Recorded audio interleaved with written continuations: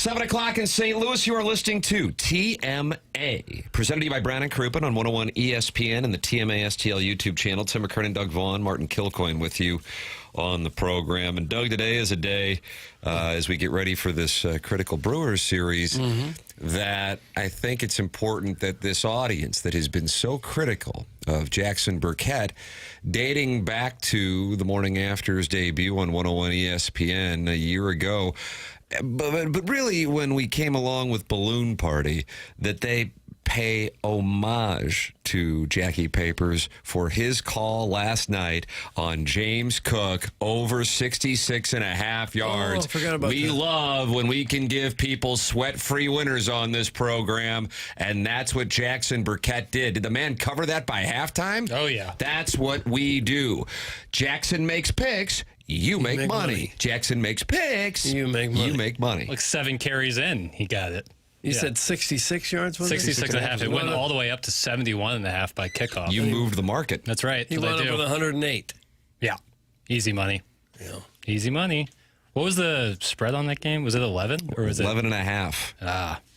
And they won by 10. So the Tam Avenue Capital Partners, which is probably an indication of why we're so successful, forgot about the game and didn't bet either. Nice. Nice. So I guess I saved myself the juice. Doug, do you call it the juice or the vig? I don't usually know. Because if I would have bet Jackson's James Cook play and the Bills minus 11, 11.5, 12, Anthony Stalter had it at 12.5 on the FanDuel spread zone, so I guess it moved down. We would have lost the, as Doug calls it, vig. So in that sense, saved money. But Jackson, I assume you have doubled your... Are you able to bet your trust fund, or how does that work? I bet the whole bankroll on that James Cook play. Wow, Did you really? Yeah. We're healthy going into Did you really bet the everything roll? that was in my account, yeah. And I was healthy coming out of last week's college football. So That was 134,000? 134,500? Look at you. I don't want to, say exact numbers, but yeah, it's in that ballpark. Put it all on that James Cook play. And now for this weekend in college football, we can really have Would you some like fun. to release a play for everybody? Let me think on that. Perfect. Okay. Gotta do some show prep. I have some ideas. Why don't you tell us your ideas? I kind of thinking They're Auburn. pre-revenue at this moment. Yeah. Kind of thinking Auburn. Are you like Wardam? I kind of like Wardam. I see you're going to have to give me a little bit. I think Oklahoma might be about to relive the Barry Switzer days. Yeah, they're getting 7. John Mateer, Heisman Trophy winner. If Bo Heisman isn't the Heisman Trophy winner. Hello, Bohai. Yeah, we'll see. Tulane's getting 13.5 at Oxford. Also kind of interesting. Not sure how good Ole Miss is. Okay. Wow, Hottie Toddy takes a shot. Hubbard Marty was heading down that way this weekend. Yeah, 2:30 kick at Oxford's probably about as good time as you can have in the SEC. How do you do? Yeah. How do you do? Has anybody Doug? been to Ole Miss? I have Everybody not. talks about it. Got to get there. Missouri will be playing them in Oxford within the next either next year or the following year. They're going to announce the SEC schedules and the 3 permanent opponents on Tuesday. Oh, that's exciting. Yeah. At Ole Miss is where Jeff Ablin changed his name, and then like a year later, the girl said, "Hey, Clay's here, Clay Stryker." And Clay Stryker, who wants that Texan box name? I believe he had to kind of own that he may have been using a fake name. I'm sure I'm getting the facts wrong. Ablin, call in. If you're available at I would like to hear 704. him. I would like to hear him. He has a wonderful voice. I believe Frank loved that story because he always called him Clay Stryker. I don't know all the details. I believe it involved being at Ole Miss and trying to just roll big for a weekend, and he was Clay Stryker. But then he went into the investigative journalist business where he coined the phrase, bam, gotcha. Yes. That would have been a better name than Clay Stryker here with the local authorities. Annual, not permanent, Tim. Doug, that's from Just Don't yeah. Press Push. Yeah, that's different. Who do you think Mizzou will get? Arkansas is a 5-star play. Okay. Oklahoma, and I think the team we're going to see in Columbia, Missouri tomorrow night under the lights. LaNorris and his Heisman. And this is 3 Heisman winners we've given out in the first 5 minutes of the show. Bo Heisman, John Mateer, and LaNorris Sellers. They're going to split it for a 3-way, which reminds me my birthday is a week from tomorrow. And I hope that the show has some things lined up You want a big party? I mean, isn't that the right thing to do? Didn't Iggy call attention to his 25 years in radio or something like that? It was mad that nobody, so the sales staff brought in a cake for him. He was stunned that no one realized he'd been in the business. It's my birthday in 3 days. Right, take a listen to that. I really enjoy when media members tweet out their anniversary date at work. I don't know what day I started at Fox. I really don't. But people I didn't even know that was a thing. I thought it was some personal news, ... That's Jackson's favorite. If Jackson had a code word, if he were like the president, his code name, Martin, would be some personal news. Yeah. He loves when a ball writer writes that, some personal Is news. that when they just got let go, but they're on to the exciting next chapter? Yeah, it's usually like when they go from covering like AA baseball in some small town to AAA or a so different they're sport. moving up. Yes. Okay. Or yeah, sometimes moving up, but I wouldn't say it's a giant step up. It's always some personal news. Doesn't it seem to just be the media types that celebrate themselves in such a way? I mean, you ever hear somebody say, "This is my 25th year with the accounting team"? Maybe on LinkedIn, but not on Twitter, probably. Okay. Yeah, Jackson says that LinkedIn's a septic tank. It's just the humble brag city. Is it really? I thought that's what yeah. Facebook was. I thought that's what Instagram was. Yeah. Maybe all of it? Yeah. It's basically people posting their resumes. And Yeah. your resume is kind of a humble brag. And accomplishments at work. Yeah. You know, just completed this project with the team. So excited to continue This project. working Do you guys with get this a Mizzou incredible team. alumni magazine? Is there a I don't Yeah. think I would get it just I because of the do. 8 credit hours. like a quarterly or? I get an email. And does you get an email? You don't You get a want- DM from Gabe. Yeah. They know Doug can't That'd be open better. the email, so they send him his own. They only make one copy, and it's for Doug, so he doesn't have to go online.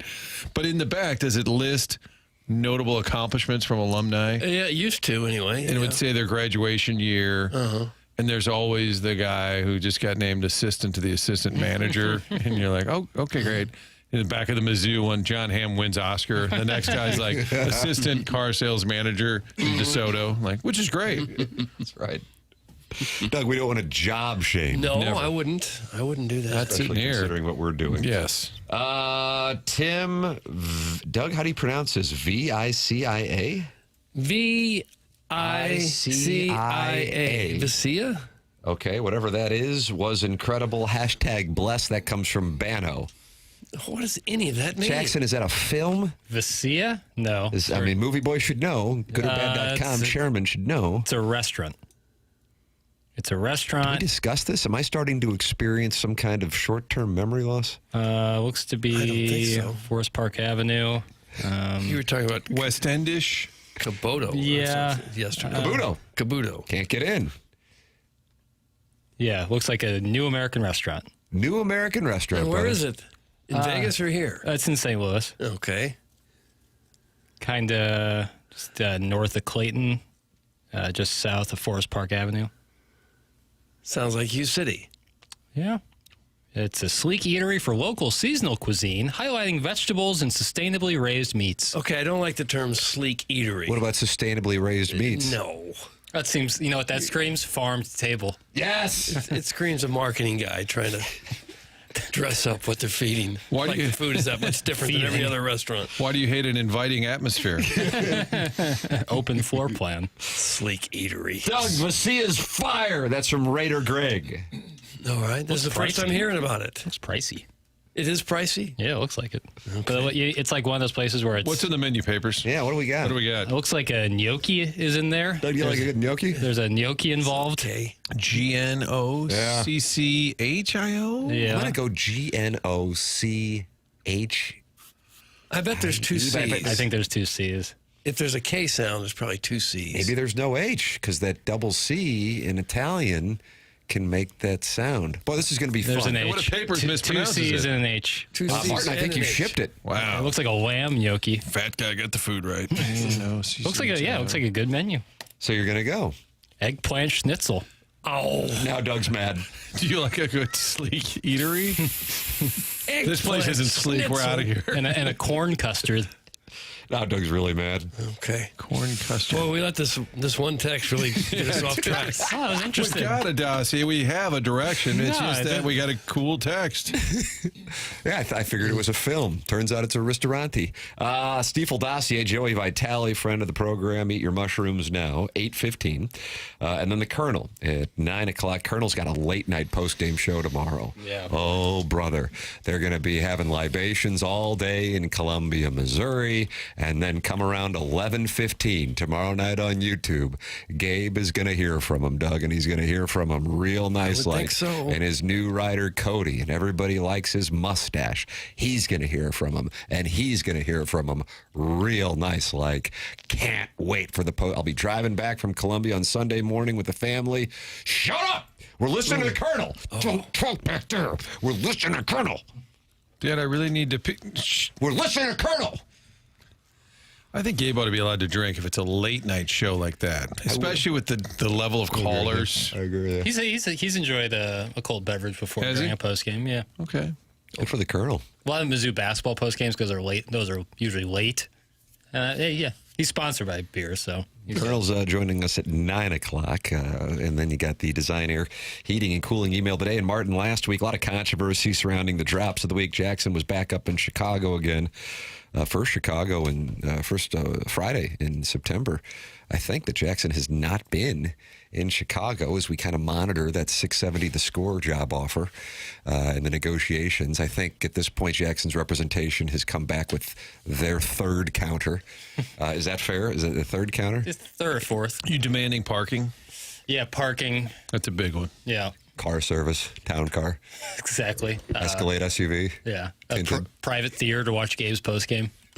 Respect that. And last week, the drops of the week initially were in some mystery file. Then they were found, and candidly, they were abrupt. Yeah, that's my bad. It was a parking lot show, wasn't it? Frog Daddy was leaning on the horn. I Wednesday I did a full sweep of drops to put in there, and then usually I do a Thursday as well to finish it off, and I didn't do that, and that's on me. No. Well, I have drops of the week this week, and they're solid. All right. Great call, Papers, on the Cook rushing total last night. Thank goodness we were being saved from video poker. Otherwise, I would have made money on it. That's from the Kirkwood Frontenac Bi-City area layman. Yeah, it's a damn shame is what it is.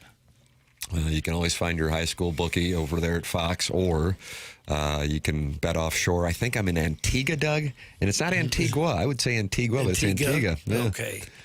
Got to deal with Bitcoin and get my money on there. Hope that the cartel doesn't hack into my account and steal it. Bet some, Do you actually bet some more have soccer. Bitcoin? Do you have any Bitcoin? Yeah. I mean, it only because it's the currency that I have to use in order to wager illegally. Is the statute of limitations up on that if I just said it 30 seconds ago? Yeah, Thank you. you're good. But people cycle on and cycle off, That's so you should right. repeat that in the 8 o'clock Yeah, hour. just to check back in the Fisher window and door store. Starting to think nothing gets done. We approved gambling in this state a while ago, and it's just kind of, we'll get to that. And then we Depends have all on this video poker. NFL One money, guy. and we'll get to that. Does anything get done, Doug? Not very quickly, that's Okay. for sure. You Not can very text on what you're not planning to do today. 314-974-0101. That's how you can call in. Callier and Thompson phone lines. Text in. Air Comfort Service text inbox. 314-399-9646. And then, of course, you can email in for our Design Air Heating and Cooling email today, the morning after at InsideSTL.com. Doug, tell me if you're feeling the same thing. Today was the first time I've woken up in 2025, went outside to come in here to Hubbard Radio St. Louis and thought to myself, fall time is here. Yeah, because it was dark. Dark, little cloudy and rainy, leaves all over the place. Were there storms overnight? Yeah. Yeah, in some places it rained. Well, I know it rained, but were they storms? There were storms. They were storms, really. Boy, my pills work magic. I don't know what the hell's going on around me. But yeah, I was like, okay, fall time is here. LaNorris is here. Fall time is here. Won't bother me as much this year because I got rid of that damn river birch in my front yard. The tree from hell. Roots growing above ground. Nice. Took a big crack out of my driveway. Something's falling year round.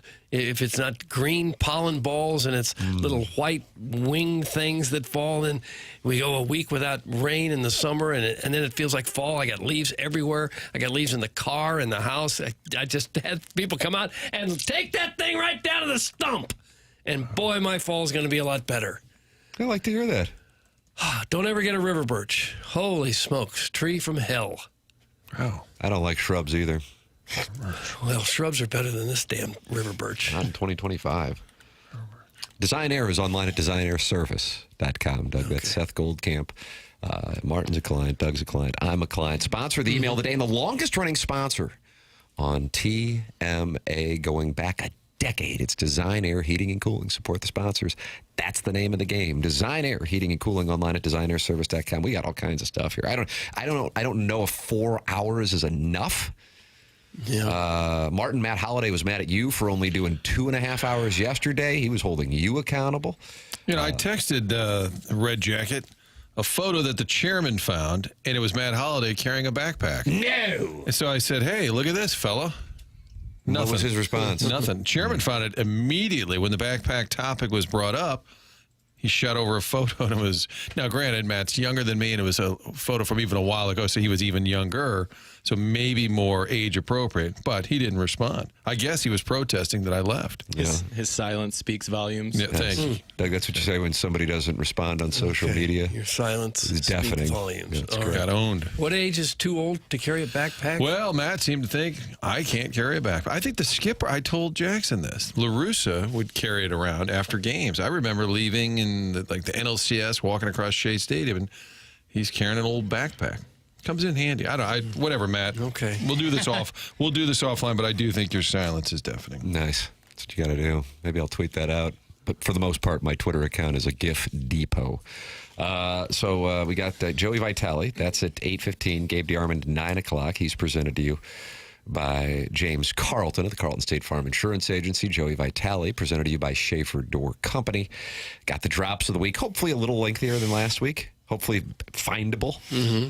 I love the fact Jackson's mom is the reason we found the drops last week. Correct. She knows the burner file that Jackson hides these things We're a in. well-oiled machine. Jackson's mother, listening to the show, thankfully, then lets us know where KG can find the drops. Yeah, bad on my part. Do your parents listen to the show because you're on the show, or do they enjoy the show?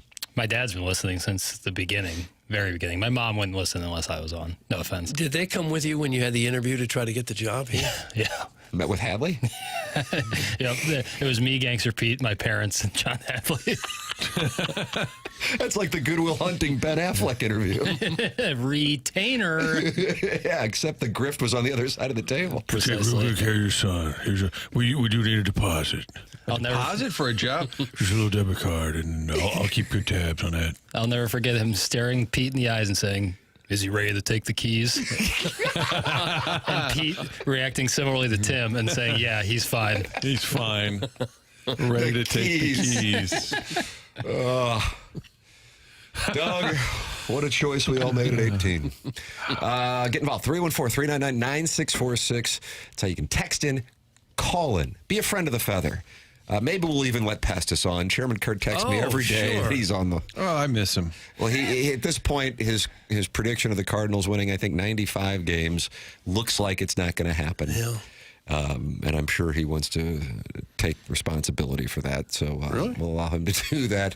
314-974-0101. Ladies tend to call in on Fridays, too, so we welcome the ladies to call in now that this show is such a heavily female-listened-to program. Of course, you can email in the morning after at InsideSTL.com as well. And then talk it over with other TMA listeners, youtube.com/TMA STL. Vinny Barbarino's talking to Joseph Denicola, who's talking to Kitty Bates, who's talking to Too Fat to Kayak, and they're all in the Michelob Ultra YouTube chat. The program is called TMA. It airs on 101 ESPN and the TMA STL YouTube channel.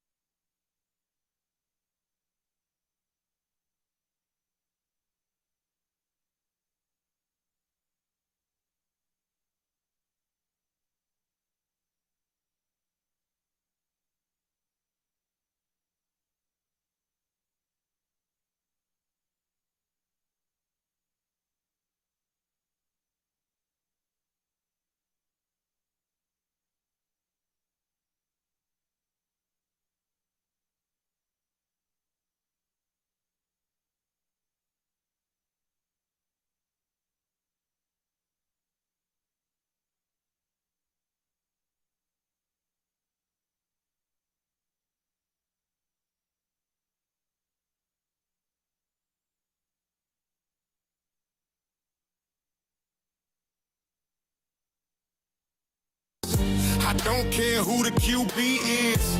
You do yours, drink or do his. Gonna whoop your asses and get it did. We'll do it on the iron they call grid. What you got for us, SEC? No cred, no props, what'll it be? Try to hold down those tiger paws. We'll smack you so hard you'll be eating with a straw. Go ahead and keep putting us down, but just look out, we coming to your town. Ain't gonna be there for a social visit. Gonna smack those chops. Yeah, boy, hit it. It's not a social visit. The city of LaNorris Sellers upgraded to probable now for the game against Mizzou. I think I switched that question. Now he is probable. About 30 seconds. We've been enjoying the great. Is this a Rogers and Hammerstone? Yeah. Is Rogers and Hammerstone responsible for all the No. beats? No. There's other artists? He has a listener named Michael who was. Doug, listener named Michael. He's so big, he just has one name. That's like MJ. Michael. Yeah. He's also provided some quality tunes. Thanks, Michael. Thanks, Rogers and Hammerstone. It's TMA 101 ESPN. The program also airs on YouTube. And Mesfin is asking for a Kings update. Los Angeles or Sacramento? Doug, your pick. Dealer's choice. Let's go Sacramento. Well, of course, light the beam. Light the beam. Of course. Greatest Sacramento King. Is it Chris Webber? No. There's probably a Vlade Divac? No. World beat? No, that would be a Clipper. I was going to say world be free. Or a Warrior, maybe. Well, we'll talk more Kings. That's an 8 o'clock hour thing on the Stiefel dossier, so we got to be really careful because this thing's so mapped out. 314-974-0101. That's how you can call in. 314-399-9646. Save these numbers in your phone, and then the next thing you know, you're a friend of the show. And you're getting involved, and you got the Michelob Ultra YouTube chat where Professor Roy Hinckley's talking to Doug's Hole Inspector. And the TMA remote lamp.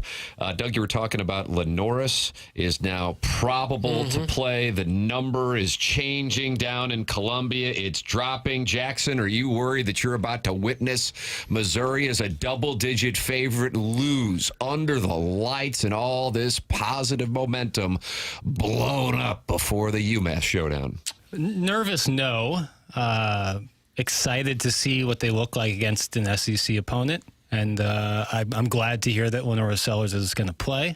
I think that's or is at least probable to play. I think that's a good thing for Mizzou, face another guy like him, because we know there's going to be a lot of quarterbacks out there who like to move. And if you can get the more experience against guys like that, the better, I say.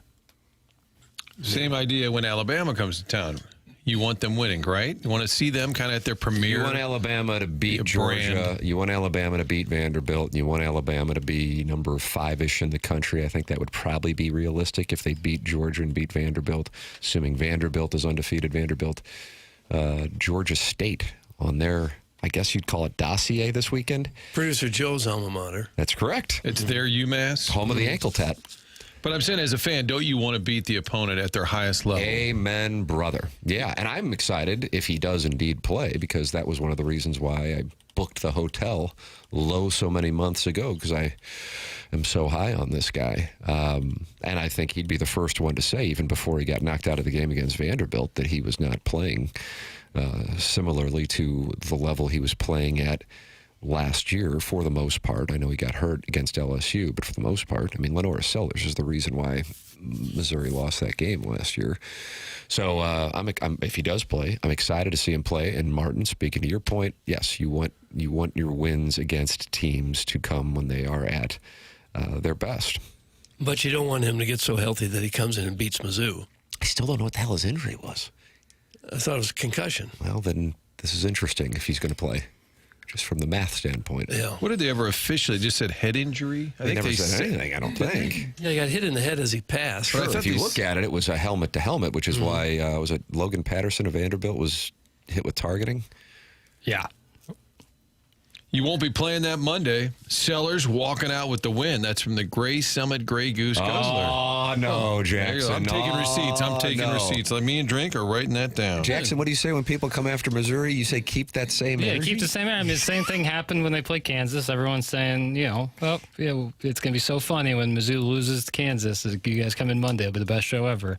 Didn't happen, so. Now you're kind of bitter. Well, it's kind of like a magic trick. You make that moment disappear. Is that why you were talking about Doug Henning the other day? Oh, yeah. Onboarding piped in the show, and there was a Doug Henning reference, and then everybody kind of started Googling greatest musicians. And Yeah, sports radio consultants say if you can do one Doug Henning segment a week, you're doing the right thing. Did he have big buck teeth? Ken? Pull a quarter out of your listeners' ears. It's just that he's the hot topic around the country right now. Doug Henning. He's the guy everyone's talking about. What year do you think Doug Henning died? How about 97?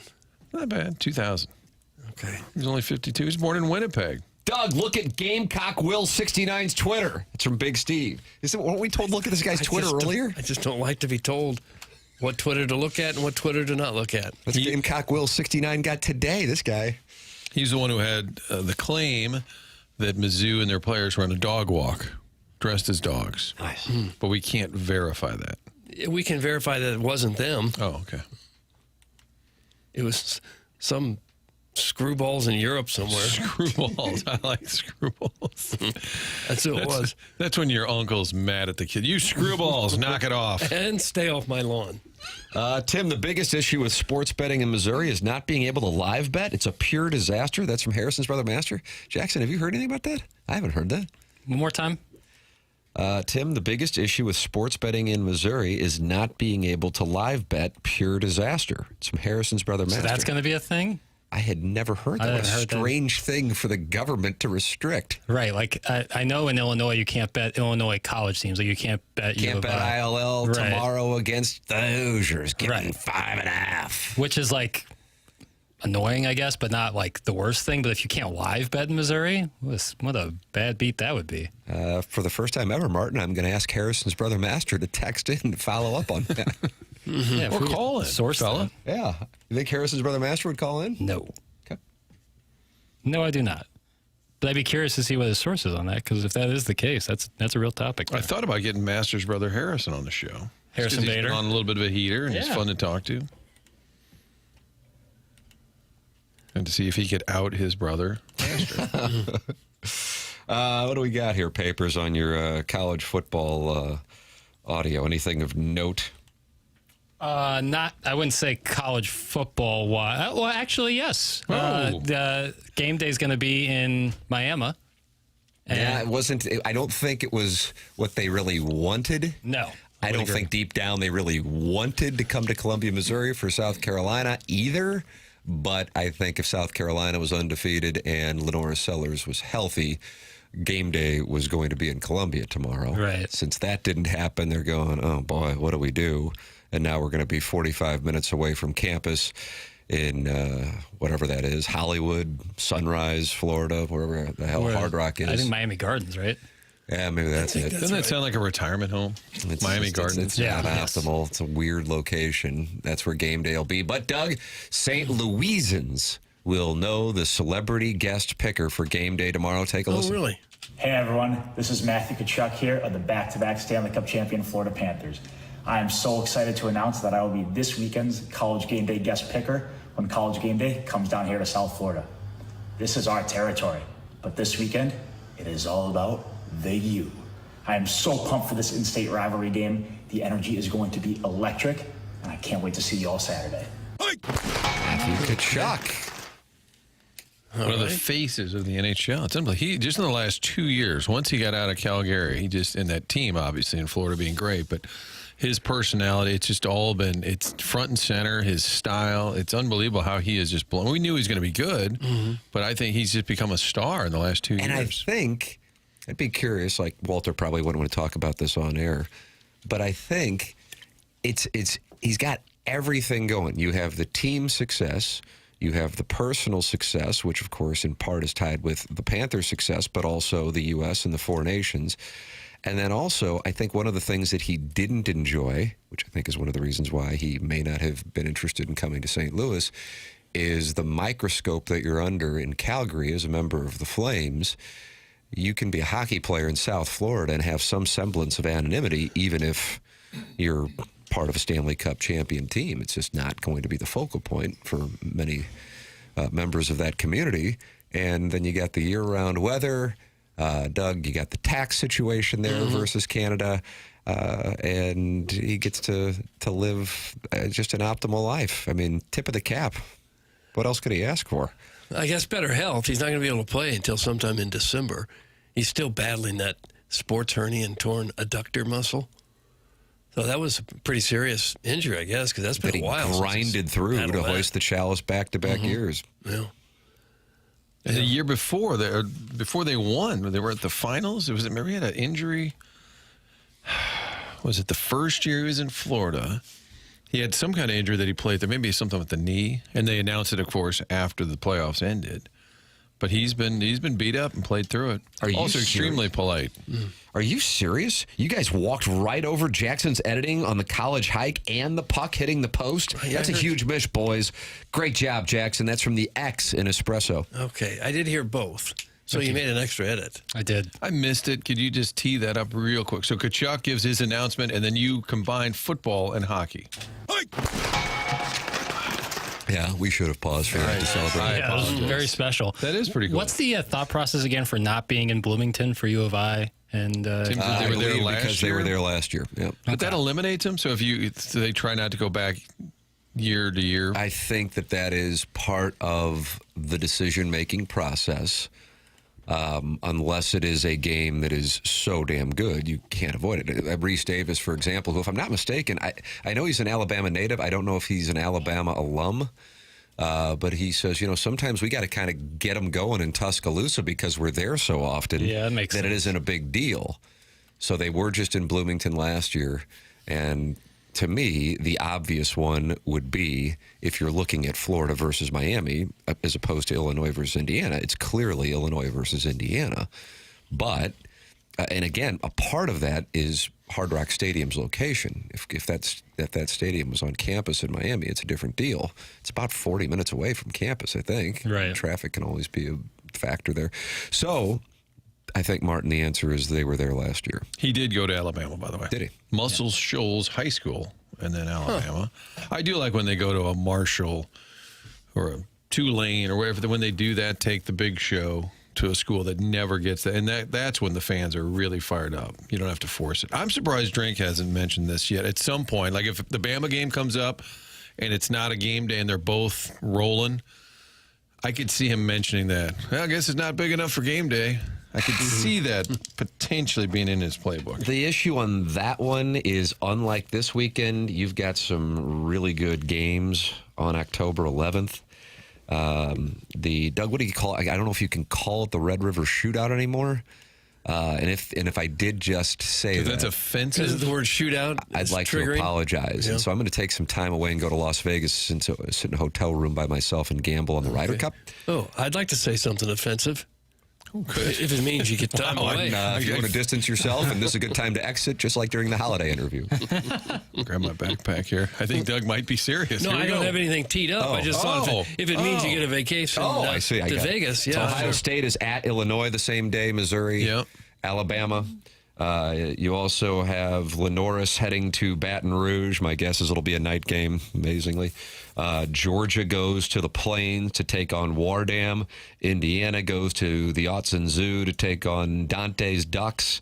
And I felt like there was another big one that was lurking out there. Point being, there's some more competition. Michigan, USC, all of that might lose its luster. I'm saying at some point, Drinkwitz could bring it up. If it's the Bama week, maybe it doesn't make sense. But if it's the A&M week, I could see it bothering him at some point if they keep winning. And I think the 11 o'clock kickoff is a negative for it. Yeah. Big negative. Don't you think so? For game day? Because then you don't have the atmosphere on the quad unless you then set up in stadium. And they wouldn't do that. They would do it. The columns and the quad is a perfect spot for game day. That's exactly where they'll go. That's why I thought this week would be like a no doubter. But well, it was going to be. Yeah, then South Carolina. You got South Carolina getting stomped and LaNorris Sellers health questionable. Yeah, it's a crap game. And we got to be honest here, it's two middling programs at this point relative to the other ones, relative to Florida and Miami. It's, as a Missouri guy, I know Missouri people hate me saying it, but How about this headline? Reese Davis defends College Game Day's controversial Miami pick. Oh, wow. He was on with Stugatz and Company, which is part of the Lebitard group, I guess. Offered a detailed look at how these weekly destinations are actually made. The process starts with finding compelling storylines, Davis said, but it's not as simple as picking the highest-ranked matchup. because people pointed out to Illinois, Indiana. He said, we want to find the best storyline of the week. A lot of times people look at that and say it always has to be the game between two teams that have the highest ranking, if you have ranked versus ranked games. But it's a little bit more than that. Look for storylines, what's compelling, where have you been factors into it. Also because we had not been to Oklahoma for Michigan, Oklahoma, then certainly Jackson Arnold returning would have been compelling. In other words, they were just there. Right. Miami presented multiple angles beyond just 3-0. Davis still has the Hurricanes ranked third on his personal ballot. Have you checked his personal ballot? What is Reese Davis's personal I ballot? think he's got Miami third. He says Miami has multiple storylines. That's what he's saying. Is it just being good again? Is that Miami's the place to be this week, Davis said. They've looked really, really good. You got that aspect of it. And then the last two games that Florida has played have been really disastrous. First, from a self-inflicted wound to the penalty standpoint, and the loss to USF.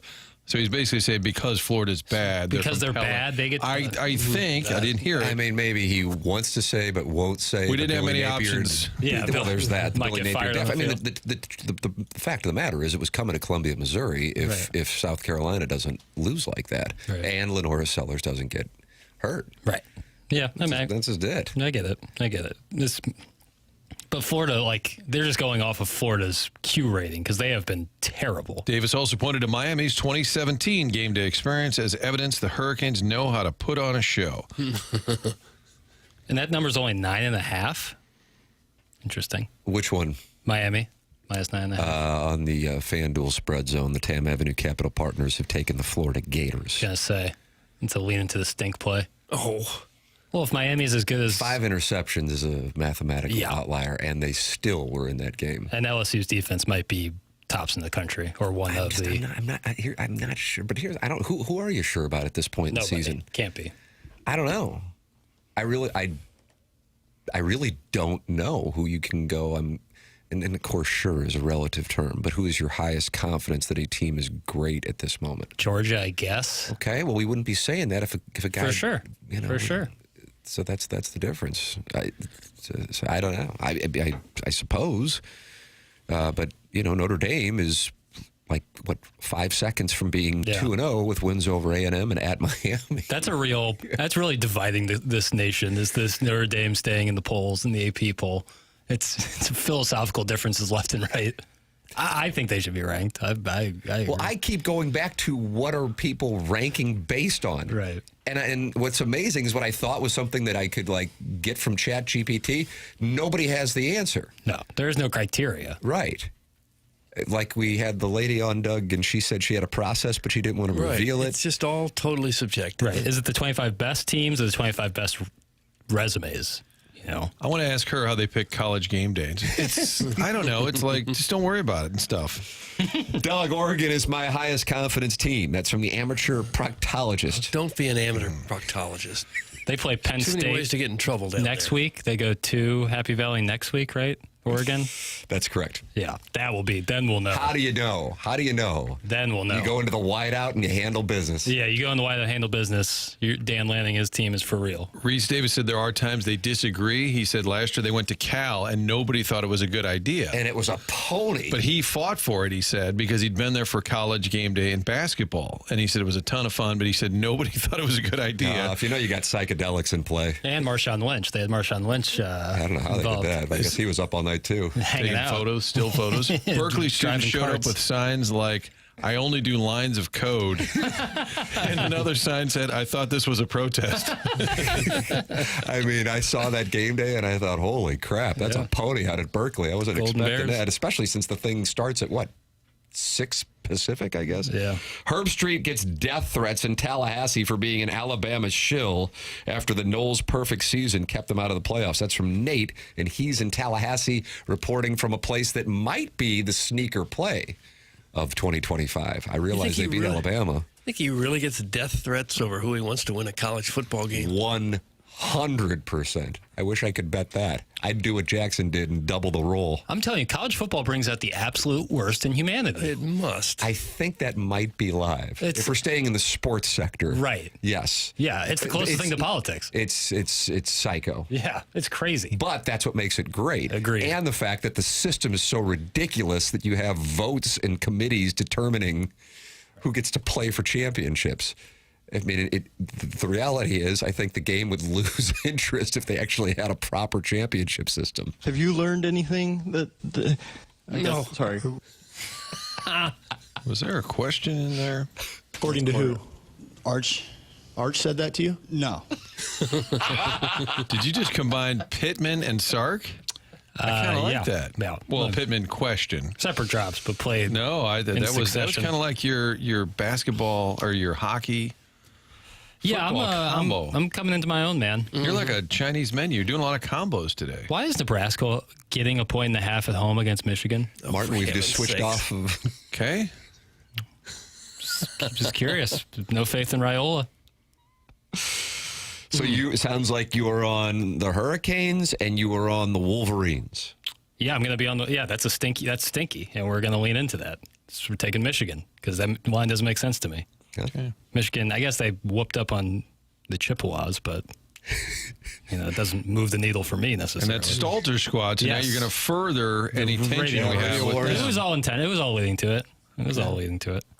Did y'all boys like that Kincaid over in the first quarter? That's in the 618. Doug, did you bet Dalton Kincaid first quarter? No, I didn't. I did not. The game was on Prime TV. I didn't even want to look for it for fear I would hurt myself. By the time I remembered the game was on, missing the opportunity to double my bankroll on James Cook, which is, as Jackson released, as a 5-star play. And I probably, by the time I would have turned the game on, he would have covered. Yeah. But I would have lost on my Bills minus 11.5. I was just on the hunt for Tyreek Hill, a member of the Southside Seamen, who did somehow get a touchdown totally randomly toward the end of the game. But the Dolphins dug fall to 0-3.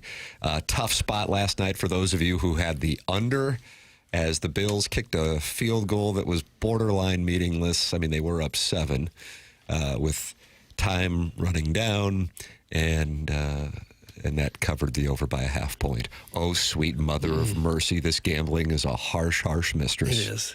We worry a lot about uniforms here. Those were terrible Miami Dolphin uniforms, among the worst in the NFL. Jackson's going to get mad about this. The all-white ones? Horrible. You don't like those? Nothing but white with an occasional aqua stripe here and there. That was it. Would you Just- prefer it's that like if they they were? didn't even try. What if they wore blue pants? That would have helped it. I think I like the all-white look. Of course. I think it looks good. People wear a lot of white Terrible. in Miami. Yeah, I don't see Del what's Boca the- Vista? What's the Terrible problem? uniform. They're on the Because road. there's nothing. There was no use. Like they didn't even think about it. Yeah, wear the white pants. Yeah, wear the white shirt. Jackson's wear mad the about white this helmet. tape. I just Yeah, don't get whatever. You're saying like they're lazy because they picked their away uniforms? Pretty much. Their away uniforms suck. That's a fair take. Any take is fair. And their really. coach vapes on the sideline still? There's that he theory. really? There's that theory Jim that Leland just flat out lit up darts. and wore spikes. It's my hero. Now, can you do that if it's a no smoking building? Are the coaches and players allowed to smoke? Well, if it's outdoors. Martin, we would be on a no-smoking plane with the Rams, and that didn't apply to Jack Snow. No, not in the back. You call that the galleyway in the way back? Yeah. I would be in the last row because the media is always treated very special. Busch Stadium is no smoking area. It's outdoors. You can't smoke at Busch Stadium. There's a world-class video of a guy waking up from a nap on an airplane, just so groggy, not realizing, puts a dart in his mouth and lights it. This is a commercial airline. And the flight attendant comes over and is like, "Sir, what are you doing?" He's like, "Oh, my God." He didn't realize what was going on. He was so out of it. It's one of my favorite videos. Just banging a heater right there in the middle of the aisle. Harrison's brother Master is back with his statement regarding live betting in the state of Missouri once this guy gets his video poker thing taken care of. Tim, we will be able to live bet. The issue is we can't do it now if you make your picks in Illinois and live in Missouri. Like last night when Miami went up 7-0 on the Bills, you would have hammered the Bills at a lower number. I follow Harrison's brother Master, and he has made yet another wonderful text into the program. This one making all the sense in the world. Yeah, that would have been, I bet a lot of gamblers did do that last night. Would that be a degenerate move to drive back? Yes, That's of course it would be. It's commitment to excellence. What if you live close? What if you live in Oakville and you can just cross the Degenerate JB move. Bridge? You're gonna leave the family there, the wife and the kids. Sorry, I know it's bedtime and everything, but I got to go place another bet over in Cahokia Heights. But what if that bet nets you a trip to the lake? Probably won't. Okay. Doug, I wore white shoes to Miami with Mrs. Swinghaven board member and a quote-unquote friend. over Labor Day weekend. Thanks. That's from the Swing Haven board member. Who was this mysterious friend? A Swing Haven board member. You can call in. He also likes to send pictures in. Who sends pictures in of their significant others? Ray King? Shrimply Pibbles. Shrimply Pibbles, Ray King. I feel like there's others, but I can't recall. That was a big J. Randolph Jr. thing, Martin. Yeah. He would really enjoy and ask for the listeners to send in pictures of their wives. And Doug was suspicious that they were not actually really their wives. No. They're It's pretty kinda much naughty. all supermodel quality Look women. like a screenshot. May I join you? That vaping is the most white trash thing I've ever seen since the mullet. That's from Chairman Steve in Wildwood. He's Yeah. not happy about the I vaping. pretty much agree with him on that. There was that video, Mike, with Daniel. It looked like it, but it was also cold out. I don't know. Jury's still out on that one. On the Dolphins head coach, Yes. vaping. But he does wear his pants. He hikes his pant leg like up to right below his knee. Interesting move. I've seen people in some of these outdoor stadiums getting a boot for busting out the vape. Yeah, because they have like the insane security cams that can find you. Is vape replacing the nicotine? Does it have nicotine? Is it pot? What is the vape? All of the above. It All could of the be, above. so it could be All of the anything. Can be all the above, yeah. I was at a concert at Enterprise once, and somebody in 5 or 6 rows below me vaped. I just saw one puff of smoke. And within about 30 seconds, there was about 5 security people sniffing around saying, who did that? Where was it? No Where'd way. it come Wow. Was it chronic or was it just a I don't know standard what. vape? I didn't smell anything. I don't smell much anyway. I don't know what it was, but it was a puff of smoke, and they sniffed it out. I mean, I kind of feel like it's just understood at concerts that we're just gonna let it go. So that's No, they didn't let it go. Outside, maybe they would. Inside, I Put don't that in think your they will. thong and smoke it. Oh, don't tell me. Charlie what to do, Marlowe, Charlie. Your AI. thong? That's what he said. Doug, did you say, over there, the pot? Over there. Yeah. There's the pot. I was no stool pigeon, but others were. The people right around him told the cards who it was. Webster Groves, a.k.a. South County, is the vape shop capital of the Midwest. That's from the 636. And, Doug, I sense that's from Cottleville, where the war between Webster Groves and Cottleville continues. Is Webster Groves really the vape shop capital? I doubt it. It's on- Maplewood, possibly. Is that on the sign? Welcome to Webster, the Oh, vape what- shop capital of the Midwest. Track state champions 2018, vape shop. Yeah. We got to bring these two together. I can't have Cottleville and Webster fighting. And we sit here in Creve Coeur. We're kind of right in the middle. Yeah, we are. It's not safe to be here. I would send in a picture of my significant other, but he's sitting right there on the dais. Sup, Doug? That's Eric in the Central West End, and you Okay. played Native American ball with his... With his dad. Yeah, we called it Indian ball back then. Well, you did say something offensive. You promised. There it is. Oh, So yeah. you'll take some time away with me in Las Vegas next Sure. week? Yeah, let's go this afternoon. No, Telegraph Road in Oakville has 10 vape shops. That's some Sharon's Ladue pool boy. Yeah, I could be convinced that that's true also. The UGA Nationalists will have a big morning tomorrow morning, assuming Game Day talks about Carson Beck a lot. They just cannot quit the guy. It was about as mutual of a breakup as possible, and he's never said a bad word about Georgia, and they just hate the guy because he had a Lamborghini. That's from Al in Dadeville, Doug, and he monitors the Georgia Bulldogs for us here on TMA.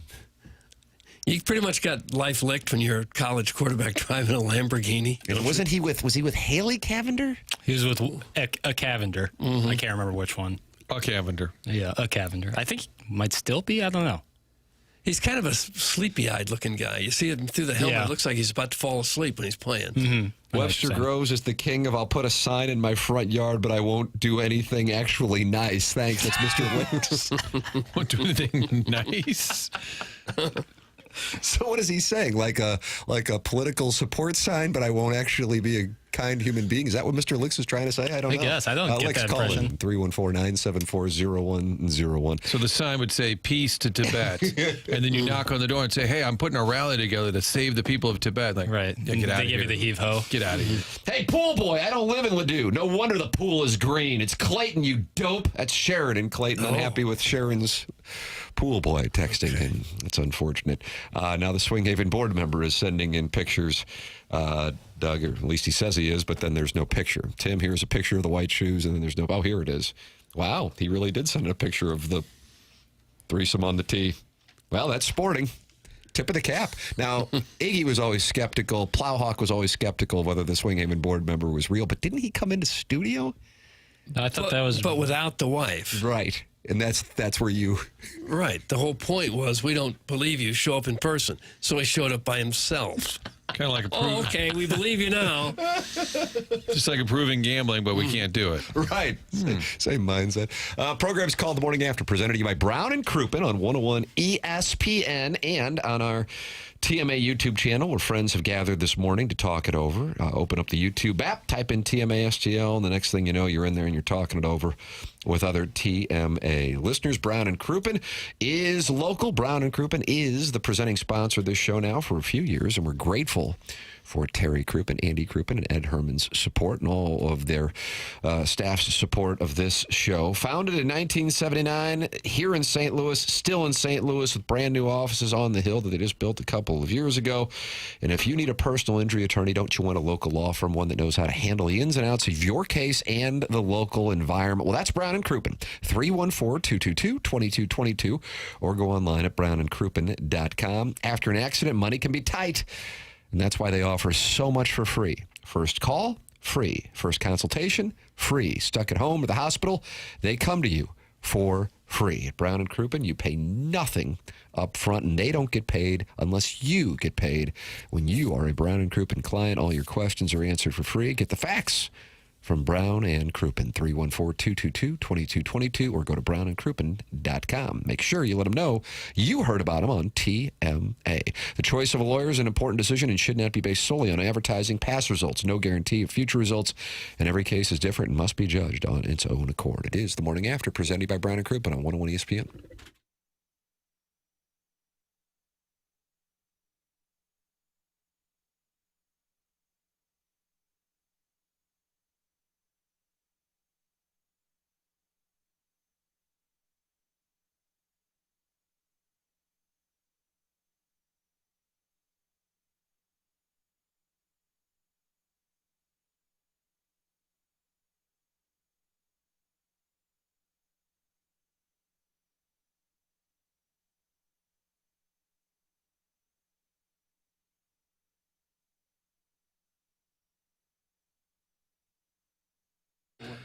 Schnucks has got great deals going all the time. That includes the prices that have been marked down permanently. But in addition to that, if you're a rewards member, you'll get an email highlighting specials of that particular week, whether it's Campbell's Soup or some of the great lunch meats from Dietz and, is it Dietz and Watson? Yes, it is. And there's a Schnucks in your neighborhood. I can just about guarantee that. So there's the built-in savings of 2,300 items that were marked down permanently. On top of that, weekly savings. You'll get a digital coupon. If you have the rewards app, every time you check out, you also earn money back.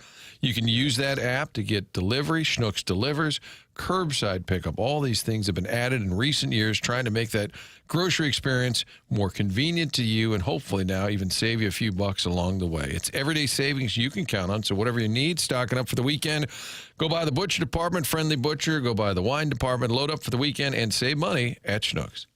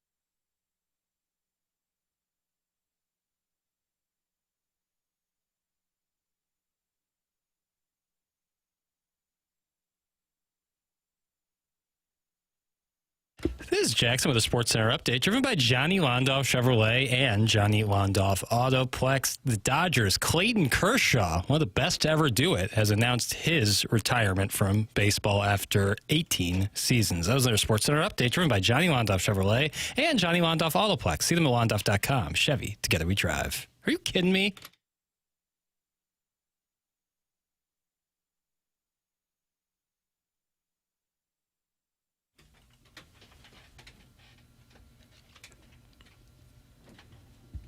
Doug, did you play this when you were living down there? On a continuous loop. They knew it. Jackson, do you consider this to be the jam? Wouldn't be my first Will Smith song that I would play. Summertime would be. I think Men in Black. I really like Men in Black. I also like I like that song. That's the title of it? I like The Rain. I Can't Stand the Rain. Missy Misdemeanor Elliott. Fun, fun, fun. We're playing Miami songs? No. You should. I mean, it's fine. There's not. I wouldn't say that's a very dense catalog. Well, there is, but not like. I don't know how to explain it. It's a lot of Pitbull. Well, they're usually artists from Miami? Yeah. Gloria just- Estefan, friend of the Yeah. Skippers. Yeah. Julio Iglesias. Rick Ross. Good one, Doug. Okay. Rick Ross. I saw Ricky his house. Rose. He lived What right about there. Two Live Crew? Okay. Luther Campbell. Not sure we can play it. Did he play at Miami? Played football in Miami? The Rock played The at Rock Miami? played in Miami. And The Rock lost a bunch of weight now? Yeah. Won a Yes. national championship against Gene Stallings, or did Gene Stallings beat him, Doug? Stallings won a national Yeah, title. I think he beat got The another Rock. one. Yeah. Your thoughts on the Sugar Bowl with The Rock in Alabama? 314-974-0101. That is how you can call in to the Collier and Thompson phone lines. You can text in 314-399-9646. Air Comfort Service, sponsor of our text inbox, and 200 friends, including Kirby Smart's driving advisor, Spicy Sow, and Aaron and St. Chuck. Another female, Doug. Just another example. Okay. In the Michelob Ultra YouTube chat. Joey Vitale is coming up at 8:15. New article just posted here recently this morning by Katie Wu on The Athletic. The title of the article, What Have the Cardinals Really Answered During a Transition Season Full of Questions? Doug, before I read what Katie has, how would you answer that question? Well, we have talked about that in the past year, and that I'm not sure they answered much of anything unless it's that the group they've got together now doesn't cut it and probably won't cut it in the future. And they need major changes in almost every facet. I don't think they have a center fielder. I'm not sure they know who the third baseman of the future is going to be, or the catcher, or two of their starters next year. I'm afraid they didn't learn a whole lot positive about anybody this year. Well, I think the org as a whole is in a pretty good spot. Maybe Wynn and Donovan have cemented themselves as the shortstop and second baseman for the next few years. Beyond that, McGreevy stepped up. A couple of the relievers have pitched well. Katie's first example, Martin, is Alec Burleson. That's the Cementing his place as an everyday player. I would say the actual clarity that they were looking for is that the team's not very good. I think that's the clarity you have. Your outfield is still a mess. Burleson belongs. Herrera belongs. I think you knew that about Burleson, but maybe for sure now you say this guy's an everyday player. He's a hitter. Herrera's a hitter. Neither one of those guys have a great spot in the field, the playing field. Kind of an issue. Burleson had a similar year last year, though. He had 21 homers and 78 RBIs. Right. He kind of fell off at the end. I think.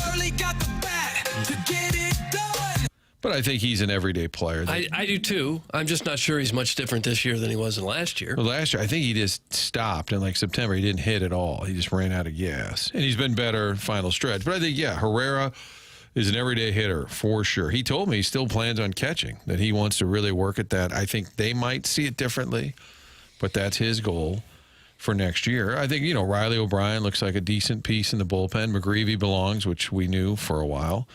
But I would say other than that, I'd say a lot more questions. The big questions didn't get answered, and Jordan Walker being at the top of that list. And, Doug, if you can, attempt to follow me on this one. Maybe this will help get you ready for Joey Vitale here in 12 minutes.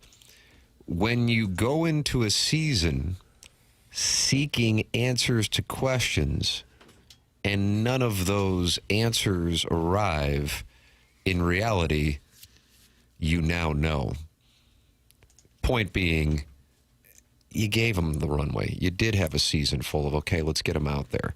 It's not there. My analogy for what I'm seeing right now, even when we talk about Alec Burleson, who certainly is a good player and I think could be part of a great team, but I don't think he can be the cornerstone for a Cardinal team to experience a resurgence. And I think probably he would agree with that, considering he's in there and he knows how much the team needs. This reminds me of the early 1990s. There were a lot of guys who were kind of just guys while the organization transitioned from the Gussie Bush era to eventually selling to the DeWitts.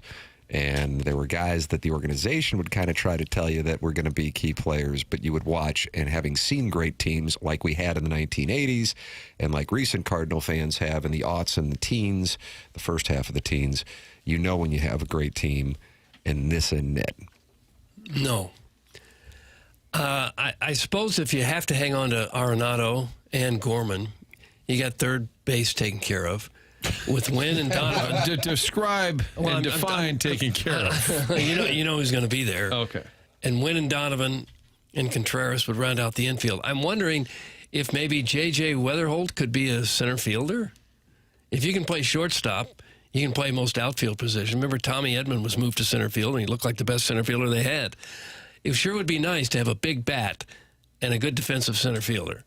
And he's probably never played there, but I bet he could. You're not a contending athletic team next year, more than likely. So why not Weatherholt all year? You're right. You got to find a spot for him because he's done nothing but show that he. And again, these are college players. That was one of my beefs about McGreevy, is that he was a college guy. He's 25. He's not a kid fresh out of high school. Yeah. And what are we waiting for? And Weatherholt's another guy, played college baseball. He's probably 23, 24. Hopefully he's part of the mix immediately next year. But you got to clean up the outfield. You have so many pieces, and none of them are stars. And that's been going on for a while in the outfield. Yeah, and if he is the best hitting prospect in the organization, maybe the outfield is the spot for him. If he was a catcher, would he be here by now? Would they have already promoted him? Oh yeah, sure. Ali Marmol told Katie Wu in this article in The Athletic, I think we have clarity on a lot of questions we came into the year with, but there are some that I wish we had more clarity on. And by clarity, I think he means there are some I wish they were better players. Yes. Because I don't think there's any question that somebody's got some hidden talent that's suddenly going to burst. I keep waiting for Walker. Keep waiting and waiting and waiting. He's hitting .213 with 5 home runs. How much more runway is the guy going to get? For Gorman and Walker, the players most associated with this runway season, the year has not been favorable. Walker has just 5 home runs with a .213 average, a ghastly .568 OPS, and is tied with Gorman for one of the highest strikeout rates in baseball at 33%. Swing and miss will be more prevalent in Gorman's game based on player profile, but certainly not to this extent. That he's hit .208 overall with just 14 home runs and is still without a true position on the field only further compounds the issue. I mean, we have the answers. We just don't like them. Yeah, I think that's what it is. You're not looking for clarity. You're looking for better players. Walker, I would imagine, unfortunately, might be the worst hitting regular outfielder in baseball right now. You doing a live read? No, there's not many guys who get everyday at-bats as a starting outfielder that have 5 home runs and bat .213. I'm not sure you could find another one out there. Here is Nolan Gorman's assessment of his play this season. This has been horse S. I have to be better. Got to respect that. Players don't ask to be overpaid. Yeah. Then I said they just want to be here. Well, it does look like a slightly different team if Herrera could catch. As a catcher, his offensive numbers would be really good. As just a DH or an outfielder, they're pretty good. They're just okay. Good player, but not a real difference maker. But if you could put that bat and those offensive numbers as a catcher, then you'd have something. But if he can't catch at the major league level, I mean, that's out the window. You're welcome to get involved on the program, on the topic. Texting in, many are, 314-399-9646. That is how you can text into the program. Air Comfort Service text inbox. Call in, 314-974-0101. And then many friends have already gathered this morning. 209 are in there, including Heim Bloom's gag order, John Scores, Doug's Hole Inspector, and the old hipster. Is that the hipster Tower Grove South? I expect it could be. And he says free Milt Thompson, Martin.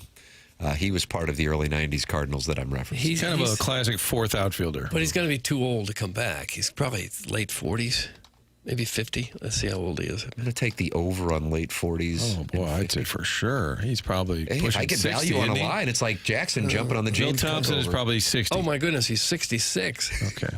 Yeah, that's probably too old. Rich Gedman's available, Doug. That's from the old hipster. These are early 1990 Cardinal names that will bring horror back to the fan base that can recall. Greg Jeffrey's kind of the... Little Elvis. He got a lot of runway, didn't he? Bob Tewksbury. Those were both all-stars during that era. Well, Jeffries was a good hitter. Little Elvis. Didn't look like a first baseman to me, but he was a good hitter.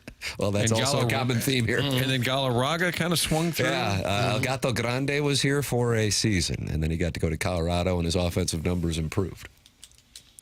Now, in Milt Thompson's last year, he hit 106 with no home runs, so maybe he's not the answer at age 66. Did Minnie Minosa play in 6 decades, Doug? I think so. I think that was 60. Bottom line is, Heim Bloom's first job is to kind of gut the roster as best you can. Is there any market for Arenado? My guess is not really. Is there a market for Newt? Maybe. Can you do you trade Walker, just say, hey, fresh start? I think they've decided behind closed doors it's not going to happen. They can't say that.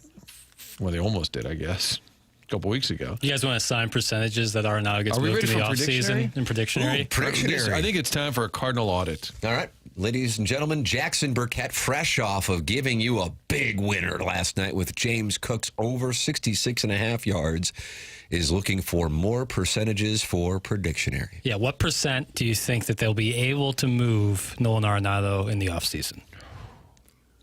But It's hard to pick because we don't know how much money they're willing to eat to move him. Right. If they ate nearly all the salary, then it'll be easy to trade him. you're the captain of the poll, but I'm wondering, how do we find out later who got it right if it's just a percentage? You know, I had it at 30 and they traded him. I had it at 40. Predictionary, I guess it just kind of needs to be yes or no. Yeah. Binary AF. Will Arenado Binary be? AF, Don't Doug? say binary AF. Yeah, I got to explain that to my kids now. Will Arenado be a Cardinal in 2026? All right. Will Nolan Arenado be a Cardinal in 2026? I'm going to say no. And I don't know how or why or what, but I share your opinion on that. I don't know how. Quote Martin, that's exactly where I am as well. I'll be different and say yes. All right. I'm going to say yes as well. I feel like he's going to become even more flexible in getting out. Yeah. Like whatever it takes. I But might you see still- him down in Miami next year. But you got to have a team that wants him. Correct. I think there's some team would take a flyer for sure. If they didn't have to pay a lot of money for him. That's right. Right. So, you're going to have to. What good does it do for the Cardinals? Clears really? up. It just clears up your roster. But for who? Well, whoever, maybe Weatherholt plays third. There you go, Doug. Now Weatherholt's in the lineup every day. You could put him on the bench if you want. You could DH him. If you're going to pay him, he's still better than most of the other guys. You you're gotta gonna move- use. you gotta move forward, JC's Doug. numbers are better than his this year. Like, We got to turn the page, Doug. Skipper like to say, turn the page. it's only gotten worse year by year. Oh yeah, that is for sure, and it's fallen off drastically. It's crazy. Drastically. Makes me think there's more to him just getting. He'll be 35 when next season starts. Yeah. But right. it still makes me think there's an injury at play there to drop off as drastically as he did. The weird thing about his time away, there never was any diagnosis of the injury. There never was. He's dealing with a partial tear, or he's did surgery later, or he's going to work through it. It was just kind of shoulder stuff. And Shoulder stuff. Yeah, I mean, and I'm not, like Holiday said, the guy grinds, he wants to play, he's doing the work. But I think it's more concerning that they haven't identified an actual injury. Josh Bob Bill, who I believe lives in a building with Keisha Gray in Tampa, says Weatherholt will be the starting third baseman. They will eat almost all of Nato money to get him out. That's from Josh Bob Bill. There it is, Doug. Well, he's just guessing like the rest of us. Are you saying Morrison Woods Wacko is guessing on Sam Horn? Yes. Would your confidence in Heim Bloom go up in his first offseason if he moves Arenado, even if it means eating almost all of his contract. If Chaim Bloom is able to move Arenado, Contreras, and Gray, I will consider it a successful campaign in the offseason. And if Bill DeWitt III comes out and says, I made a mistake following the 2011 season, we're bringing back the Navy caps, I might get season tickets. What do you want more, better players or Navy caps? Navy caps. Yeah, Okay. let's get that done Because first. players come and go. Yes, exactly. Bingo, Doug. Winning seasons come and go, but the hat stays. It's forever. Anything else for your prediction area there, Papers? Yeah, I feel that we need more. Yeah. Okay, what else? You want more? Yeah. Play tactic. You want more? So you want more? Okay. Well, we were talking about the runway. How about will Jordan Walker be a Cardinal in 2026? Do you like that one? Yeah, where else would he go? Sounds like he doesn't like your question, man. But like, he's not a free agent. He would go to some Traded. He would go to some team. The alliance is over. I'm watching it end right in front of me. Go to YouTube right now. The alliance is over. Why is that absurd? Did you hear his ghastly OPS? All right, but you find somebody to tap. If the Cardinals sold him now, I would be furious. This is going to be great to play back in the offseason when they trade him. If you're a team that doesn't want to throw around a lot of money and you might take a chance on a young guy who possibly you could fix, talking about Colorado, Pittsburgh, someone like this, the White Sox, they might look at him and say, I kind of know what he's doing. We can fix this guy and get him for next to nothing. That would make him trade worthy. It's not ideal. I know what you're saying. The market's value's low, but I think, and Bloom will get the benefit of the doubt saying we got to just try to move forward on a lot of these things. It's not perfect. So in other words, if Mozeliak makes the trade, it's like, oh my God, you got fleas. It's terrible. I think if Chaim Bloom finds a new home for Walker, people say, I get it. Fresh start. Didn't work. Fair. Double-A reliever, not exciting. Whatever it is, I'm going to say he is not here in 26. You don't think he's going to be here in 26? I think I just said it. Oh, it's over. Now you know what it's like to be an enemy of Martin's. Let me tell you, of all the guys in town, I'm just telling you, don't be an enemy of Martin Kilcoyne. Pop that LaCroix. Papers, and apparently... and Papers came back over the top with the LaCroix. Okay, I will. Yeah. Celebrate. The alliance is Celebrate. over. LaCroix. On my grave. My son, Croy. Look at this. LaCroix. It's the tangerine. I'm not imbibing today. No, here's a good prediction area, too. Will the Cardinals' final attendance number in 2026 be higher than 2025? I'll say yes because I don't think it can get any worse. Okay. I think it can get worse. Boy, that's a good one. Thank you. I think it's dependent on the offseason, so it's a little tricky to sit here now. That's The other thing is a good offseason requires them to unload people, not necessarily add people. That's right. It's quite a little campaign. Aren't they raising season ticket prices also? Yeah, that's savvy, though, if you think about it. Yeah. Well, the getting's good. I'm going to say yes. Higher or lower? Too. I don't think it get worse than it I'll is say now. yes as well. All right. So everyone's higher? What's everybody else on the Walker pick? Okay, so that Martin. I will say that he is traded as well. Martin, you and I are in lockstep. Wait, there's a new alliance forming. Yeah. Okay. Bunch of mix getting together here. I like that. I'm going to We'll say be cashing our winnings at Seamus McDavis. Yep. I'm going to say they have too much pride to get rid of him at this point and admit that it didn't work. I'll say he's still here. Okay. I'm with you, Doug. And I would say of the three, I think I'm most certain about Arenado. I'm not as certain on Walker. I'm not as certain on the attendance. Okay. But it's a fun little predictionary that we can The revisit. predictionary's fun. It's months and months away. We'll be sitting at Doty's tent going, oh, wow, we whiffed on two of these. Yeah, See how those ticket sales are going. Joey Vitale is going to join us coming up. Do we have the Joey Vitale bingo card, Chairman? I did create a new one today. Yes! Where can the listeners find it, sir? TMA Instagram, and I'll throw it up on Twitter as well. Woot, woot, woot. All right, time to play Joey Vitale bingo. It's next here on 101 ESPN.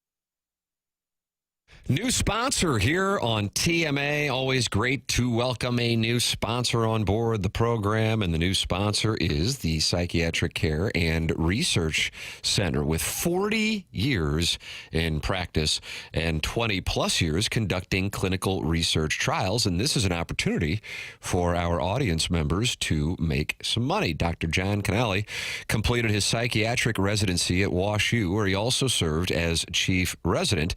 And PCRC, Psychiatric Care and Research Center, is seeking volunteers ages 18 and older for upcoming clinical research trials on anxiety disorder, depression, bipolar depression, and OCD, obsessive compulsive disorder. Compensation will be provided for both your time and your travel. The office is in O'Fallon, Missouri. If you are interested, call 636-244-3593. That's 636-244-3593.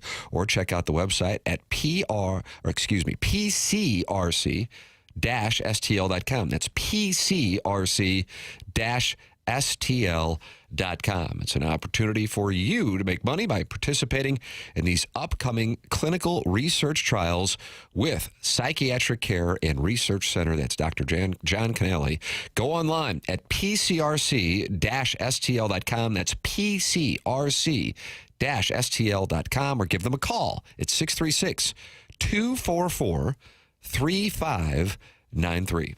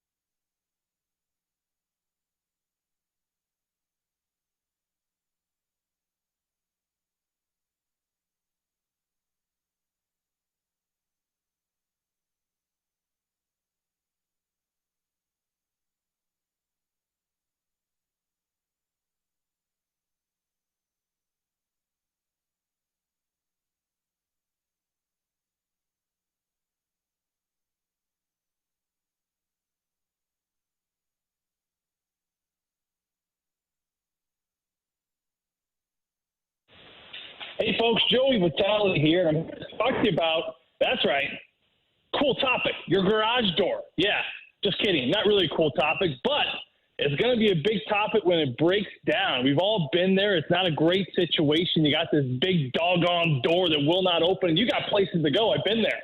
Well, good news for you. I got the people that will get to you, give you the quality service you deserve, and get you up and out the door and where you need to be. Give my friend Jason and his entire great company at Schaefer Door a call. You can visit their website at schaeferdoor.com, but better yet, they will give you the customer service you deserve if you call or text them.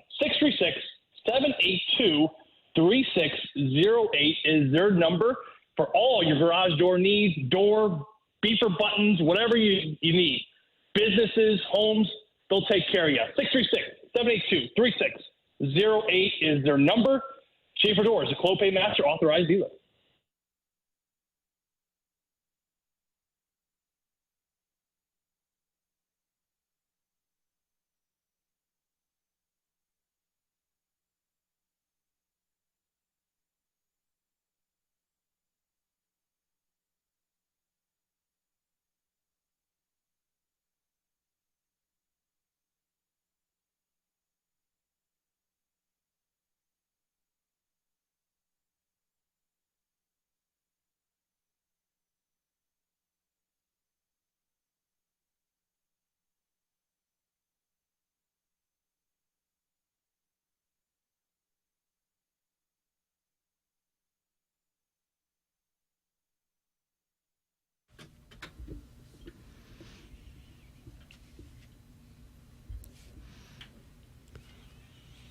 Doug camp's underway. Yeah. You excited about it? Yeah, I am. Yeah. I actually am. But I do think part of it is because from a professional sports standpoint, we really haven't had anything to be invested in since the unfortunate incident in Winnipeg. Mm-hmm. That was unfortunate. Yeah. You could hear an entire city groan at the same time. No, I saw my television shatter. Oh, that's right. You broke it or your wife broke it? My wife broke it. Yeah. Brutal. Joey Vitale joining us this morning. Morning, Joey. Hey, Sam, sorry to hear about your TV. I didn't know that. Cut that off. So genuine. I would have thought if anybody would know about it, it's you. Yes, when the Jets scored that game-tying goal with 1.6 seconds left, my wife, we were sitting in our basement with, I think, our older son, not the son who will be sharing a class with your youngest son. She screamed an F word, and I thought it was so inappropriate, and I condemn it right now, right here, right now, and also threw something that shattered our television. Doggone. Well, I have a great therapist for her if she would like to take that step. I'm assuming you're talking about the word fudge. Right, that's correct. That's correct. I was reading to my kids the other day, Doug, reading them a bedtime story. I love The Giving Tree. You ever read The Giving Tree, Doug? Is that Shel Silverstein? Is that Shel Silverstein? I don't know. It's a green cover, kind of a weird green. Oh.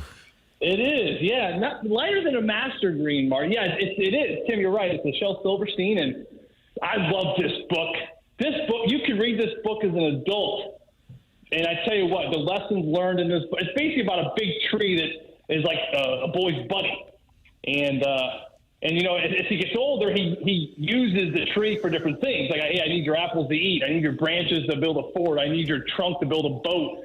And at the end, he's like an old man, and it's just a trunk.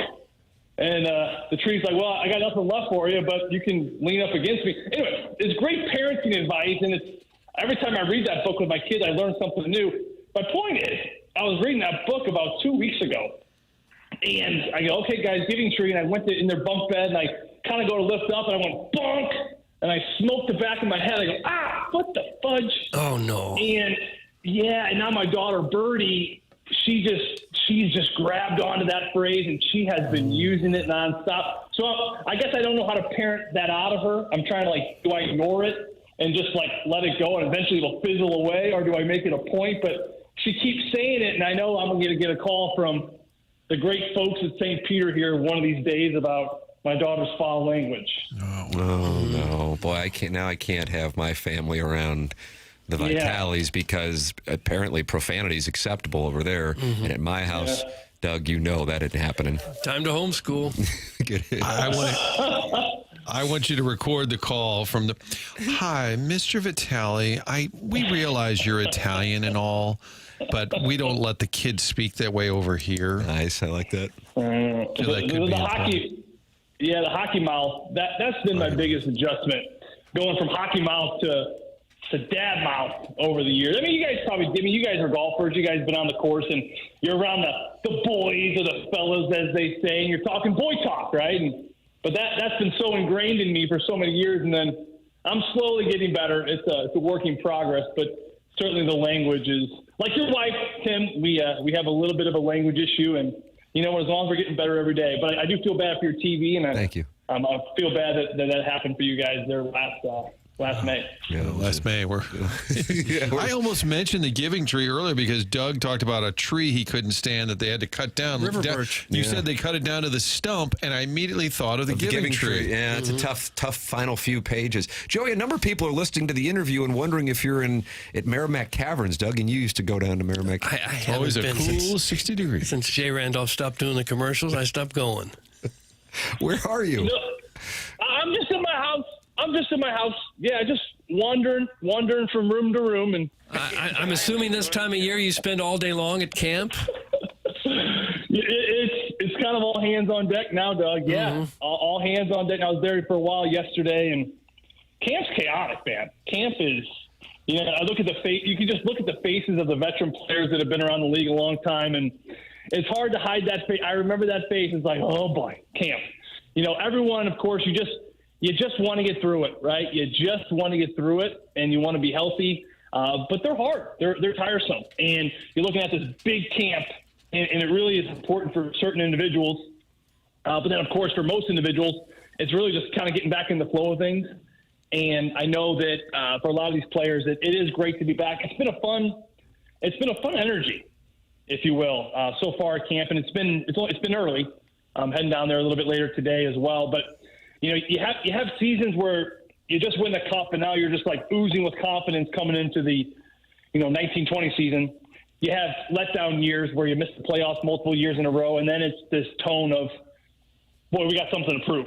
Like let's have a bounce back year. This year, it's kind of this really cool balance, if you will, where it's something to prove, certainly, but also it's like this balancing act of just like this confidence factor. And I think that's credit to what they did last year, of course, especially the push after the Four Nations, but also the letdown and, of course, the disappointing end. So it's a really cool balance. It's a really cool energy. You just feel it when you're in the presence of the room and around the locker room with the guys. So I'm excited to see how this camp progresses. Jim Montgomery feels very strong about camp. You heard his comments yesterday about how you perform in camp sets the tone for how you start the year. And you know what? This coach, guys, he's got the proof to show it. I go back to that 22-23 historic season for the Boston Bruins when Jim was the head coach. I think they started their season. I looked back a couple days ago. I think it was like a 17-2 start to that year. And this is a coach that believes starting the season off on the right foot is super important, and he's not wrong. As we could tell, the Blues had to really work last year. I think they were 8 points back with like 26-ish games to go. And you're thinking, that's not a lot. It's a ton. I mean, they had to put a 12-game winning streak together. And they still, guys, even the record they had late second half, they still got in on the very final game with that huge, awesome record they had. So starting the season off right is very, very important because it's hard to play catch-up. And I think that certainly is now the tone of this head coach. And you're hoping that the Blues can find a good rhythm, good flow of the preseason here. And ultimately, that first week of October, they come in on the right foot. Now, the coaches will always say everybody's got to earn their spot, but we know who most of the guys are going to be when the season starts on the final roster there. But how many jobs do you think are legitimately open? How many spots are unclear as to who might take that? It's a fair question, Doug. I mean, listen, every camp provides something different for different teams.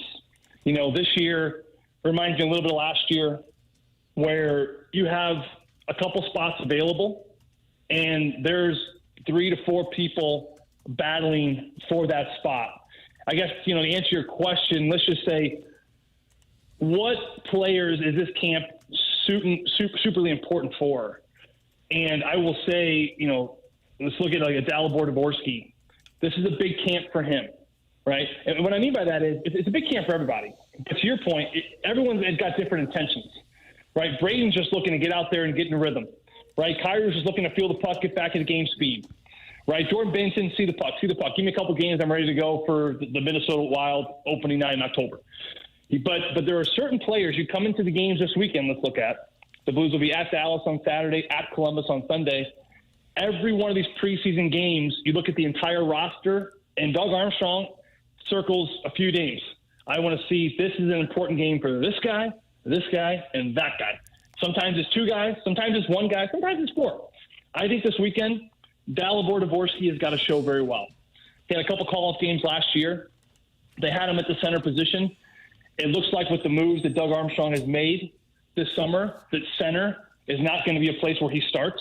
Look at the Suter signing, right? It doesn't look like center is going to be where he fits in. So they're going to bump him to the wing. I think he's going to have to make this team as a winger. Let's stick with the forwards and Alexander Texier. A player that I think Jim Montgomery really believes in. Texier was kind of in and out a lot with Drew Bannister. I think Montgomery kind of kept pushing for Texier. He gave him first-line minutes on a lot of these nights. And I think Texier showed pretty well. He looks really good in camp. He's been sharp. He's been, skating like the wind yesterday. It was crazy. So Texier, it's a big camp for him, for that veteran. How about Oscar Sundqvist? I mean, he's like my favorite Blue right now, right? I love Oscar, like a brother. We have such a great relationship, and he's so fun. But he knows, Oscar knows, he's a smart pro. This is an important camp for him, and you have signings like Milan Lucic, right, which I'll get into in a second. This is an important camp for Oscar because he sees his age.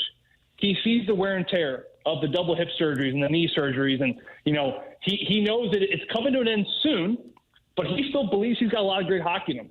And he's got the character, and he's got the mind that can still play this game. But this is an important camp for the veteran players, not just young guys, but veteran players too. And then I'll kind of segue to my final guy I'm really interested to see in, Doug, and that's Milan Lucic. The guy is an absolute bear. I saw him in person yesterday. I remember playing against Lucic. I was terrified of him.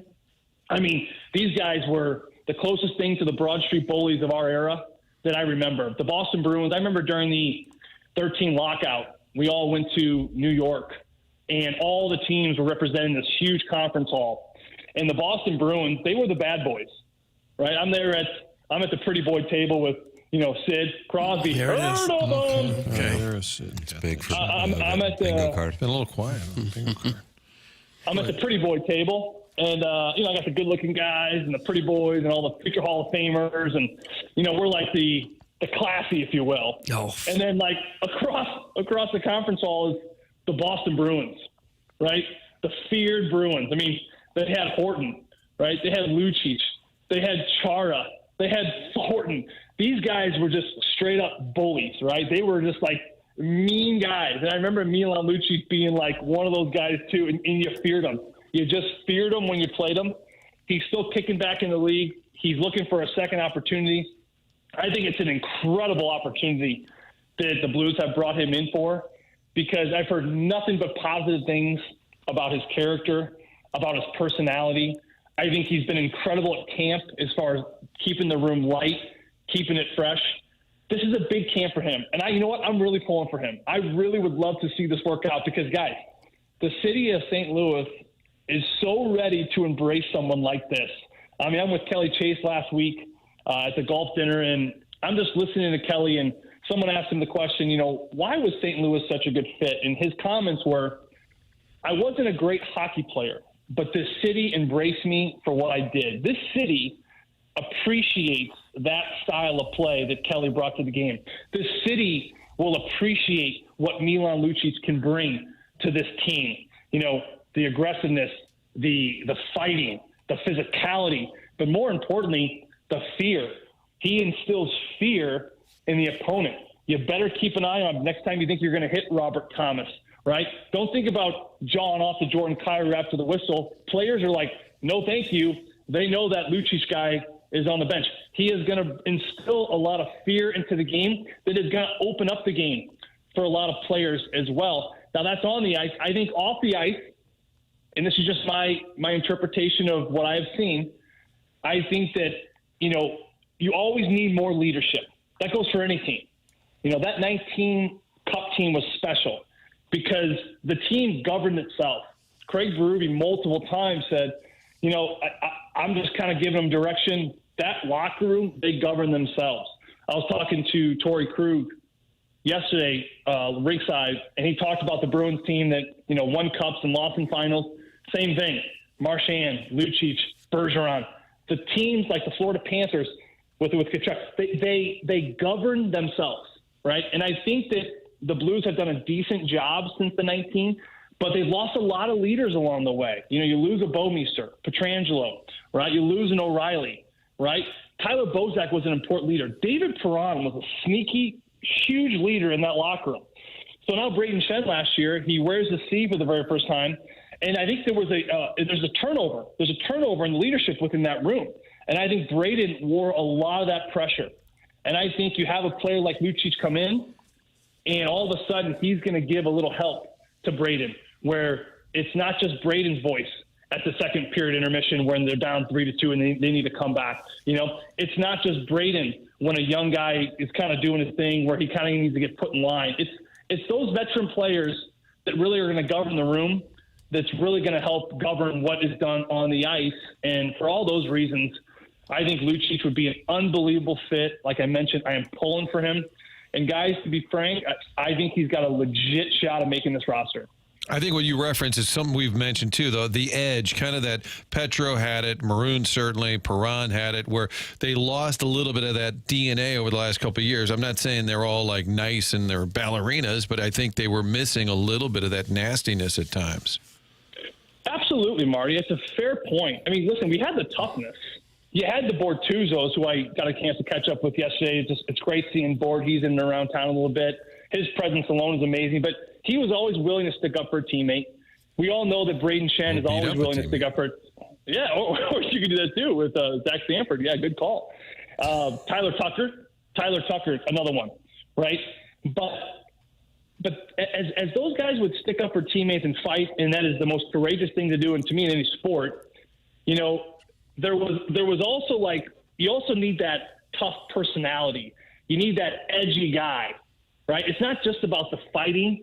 It's about the guy that just has that. To me, Pat Maroon was really the last blue that brought that. And what does that look like? Well, you're barking to the other team's coach. You're chirping the guys all the way back to the bench, right? You're doing things to just get under the skin of other teammates. Now, again, Tyler Tucker, in his own right, he will fight some of the toughest heavies in the league, and he has, right? But, you know, to me, it's a little different than what he brought to, like, what a Pat Maroon brought. And I think Lucic brings that, you know, and to me, you also have one of the coaches who can also coach the young players how to do that and support the veterans that already know how to do that in Steve Ott. I mean, guys, to me, Steve Ott was the greatest in the game at that role, and he knew he needed to be. I mean, he was a goal scorer. Remember, he was a goal scorer. He was a prolific, you know, point getter when he came into the league. But talk about a guy that had to evolve his game so many times, had to change his game so many times. It was Steve Ott, and you have to. You have to change your game probably 3 or 4 times throughout your career if you want to stay in the league 10, 12, 15 years. And Steve has done that. You know, by the end of his career, it was less about power play time and points. It was more about, how do I just disrupt? How do I just get in the kitchen of other teams' players? You mentioned, Marty, pushing it to the edge, right? That's an art in this sport. That is that aspect does not have any analytical evidence that's going to get a player to sign another contract and be part of the team, but it is visible, and you see it when you know the game. And I'm telling you, taking it to the edge but not stepping over, that was Steve Ott's MO, right? He knew how to bring it to a point. I remember one time I was playing against Steve, and all of a sudden he's chirping someone, and I kind of went after him, and he's like, well, then let's fight. So I dropped the gloves, and he skated away, and I got a 2-minute minor for delay of game. And he just laughed the whole way back to the bench, right? That's what I mean when I mean he knows how to take it to the edge, but he doesn't know how to step over, and he knows how to basically change the game. Cal Clutterbuck, another perfect example, longtime New York Islander, the Clutterbuck effect. He knew how to change the game. Every game you watched with Cal Clutterbuck on the ice, you noticed him for something, whether it be a hit, whether it be a disruption. But whatever it was, he knew how to get under the skin and bring that edge. And I think truly that Lucic, especially with his style of play, he can do that. And not to mention, guys, let's be real, he's got a second chance at life here, right? And sometimes we all know you just need a second chance, whether it be hockey or your marriage or a relationship or some other sport, or maybe in school if your kid's getting a bad grade. Sometimes we just need a second chance in life. And when you have that second chance, you realize that you almost lost it. And you come back with a fuller, bigger appreciation for it, and you just hit the ground running. And again, I'm I'm a huge supporter of him, and I'm really hoping it works out. Joey Vitale with us here on the program. He's brought to you by Schaefer Door Company online at SchaeferDoor.com. He joins us every Friday in the 8 o'clock hour. And the boys are going to be skating tomorrow night, Doug. Skate, boys, skate. Preseason game number 1 against the Dallas Stars. Joey Vitale with us on the program. Joey, we always appreciate it. Have a wonderful, wonderful weekend. And we'll look forward to talking again next week. Kind sir.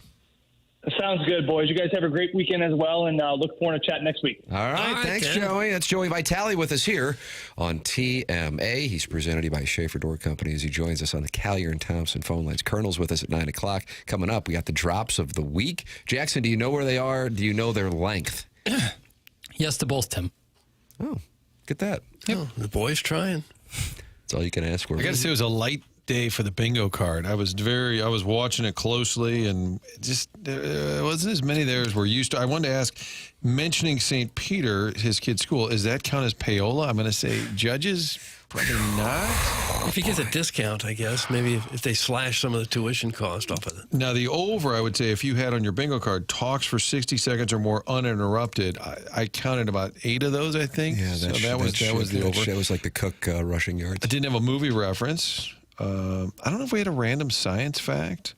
He didn't scream. I don't know if we had a lemming comment. He did. I guess he's kind of dialed in. I think he's in season mode. Mm-hmm. This guy's in season mode. Well, sure he is. You know, and it's fun to watch a professional execute like that. It's fun. It's fun to watch a player rise to the occasion. It's fun. And the games are on the radio. They are. They are correct. Okay. That is correct. Doug, Collier and Thompson, they're the sponsor of the phone lines. You know anything about them? Yeah, they're on the radio right now because they want to be the ones to come and make your home a show place. Get it spruced up a little bit. You've been living there a long time, haven't done any remodeling in a while. The house looks a little tired, looks a little dated. Let Collier and Thompson come in and change it and turn it into the house of your dreams. They've been around since the 1950s. Their employees have more than 165 years of combined experience. The owners, Bob Strati and Carolyn Beard, have both been there more than 20 years, taking care of customers all over the St. Louis area, and they do it better than anybody. It's hard to know who you can trust to be in your home and who's going to be there to back up their work. Collier and Thompson stands behind every job that they do, and during the process are always available for you. The Collier and Thompson team cares about the work they produce for them. It's more than just a job. They take great pride in the work that they do. If they do something and you don't like it, call them up. They'll come back and they will make it right. Maybe you don't want to redo the entire kitchen. You just want an appliance. Yes, that's easily handled. They do that all the time. Got a great appliance selection. They have that down on the lower level of their store, full of absolutely top-of-the-line appliances. You're going to love what you see. Their showroom there on Manchester, more than 10,000 square feet, more than 20 kitchen displays. You can get all kinds of great ideas to fix up your kitchen, your bathroom, your man cave, your basement, you name it. They have done it at Collier & Thompson, and they do it better than anyone else in town. It's on Manchester and Baldwin next to Uncle Bill's Pancake House. Come home to quality online at collierandthompson.com. There it is. Collier & Thompson sponsor the phone lines. Drops of the week coming up. Then the Colonel, presented to you by James Carlton at 9 o'clock here on TMA 101 ESPN.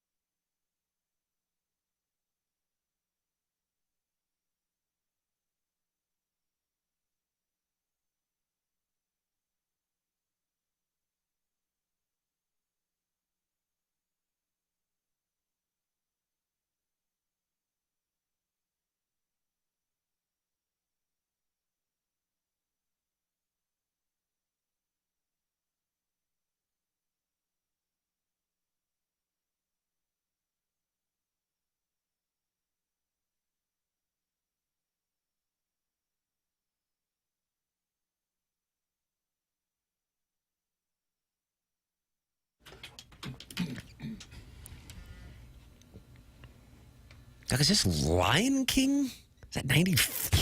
I don't know the year. 3? It's Lion King. I don't know the year. Yeah, 94. Of course it is. I act like I don't know. Part of the theme today, which of course is It's Jeremy Irons' birthday. Oh, Jeremy Irons' birthday. He played Scar. Sure he did. Lion King. and he was in that something double where he played 2 people.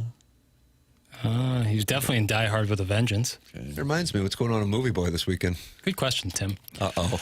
It's Friday and you got nothing? What do you mean? Good question. I don't have one thing. I have 2 things. Oh, what is it? Talking about the movie Him, the sports psychological thriller that just came out today. Actually comes out today. And then the movie The Long Walk.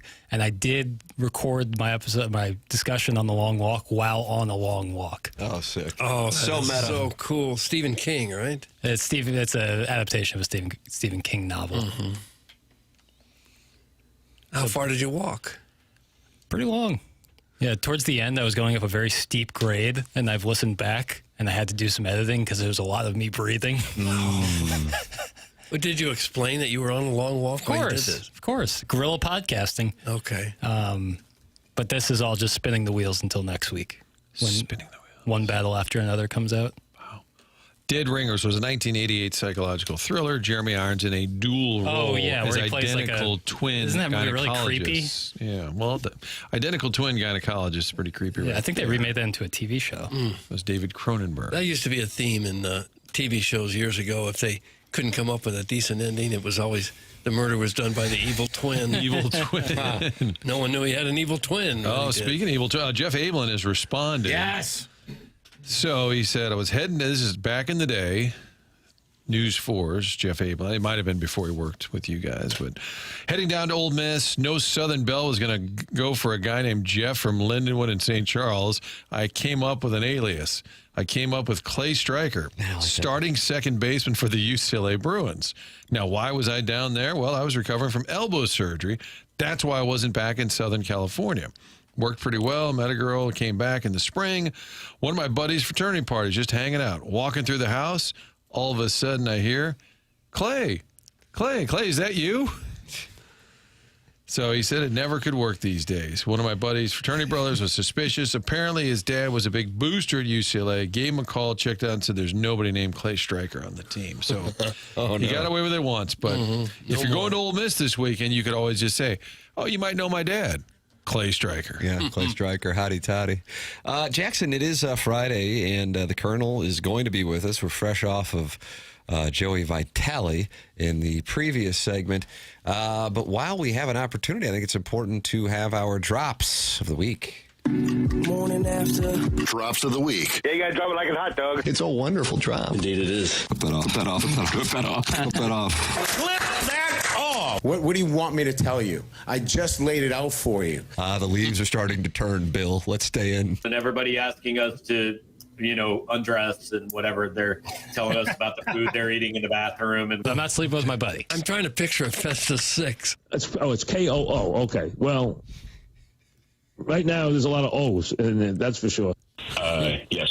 I think McTavish was a good-looking fellow, even if he would have wore a helmet. I don't know what you want from me. Tell me what to do. Man, I don't know what to do. the discomfort was delayed, but it has happened. He's so tall and blonde. No, this was nothing involving the anus. No, I think people want to know why you can't run the ball, quite honestly. We can run the ball. Project onto me, man. Taint, McRae. That was drops of the week. Drop, get it. Man, you got to feel good about the work we do. Yeah, really, really cerebral That's what stuff. happened on this show. That audio played on this show. Why did we go to college? Why did we go to high school? Do you think the show would be better if we went to Syracuse? No. Think the show would be better if I would have gotten the 8 final credit hours? No. Huh. Because Well, we're big not deal. capable. Even with the prestigious degree, it wouldn't have worked. Very prestigious. If we went to Syracuse, what would this show sound like? All right, when we come back, we'll talk NFL, and Mike Tirico will join us. It's our alumni week here on Syracuse Sports Radio. And then later, we'll have one of the Alberts. That'll be fun. I wouldn't mind that at all. Martin, you don't mind design air heating and cooling at all. In fact, Minute Bowl eligible. Texting into the show. Wow. Said, please, Martin, pass this along next time you talk about Design Air. Said that he had an issue last week, in fact, while it was extremely hot went to Design Air. They came out. He didn't get specific about which technician was there, whether it was Larry or Steve. There's sort of a battle there, but he just said they came out, got things fixed. He said very pleased once again. I believe Minute Bowl Eligible has used them a couple times this year alone. We love hearing from the listeners when they have a great experience with Design Air. You can get online at designairservice.com, just like Minute Bowl Eligible did. Get that great service and get things back up and running, whether it's the furnace in the wintertime, AC during the summertime. One thing is for certain, they will get you running without hassling you and trying to sell you something. They're not there to do that. It's all about the repair. They do it well. They've been doing it for more than a century. Seth Goldcamp's team, how about that team? It's a fourth generation, family-owned business, St. Louis-based. Love that story as well. DesignairService.com is where you can find out more. There it is. Email in for our Design Air Heating and Cooling email today, the morning after, at InsideSTL.com.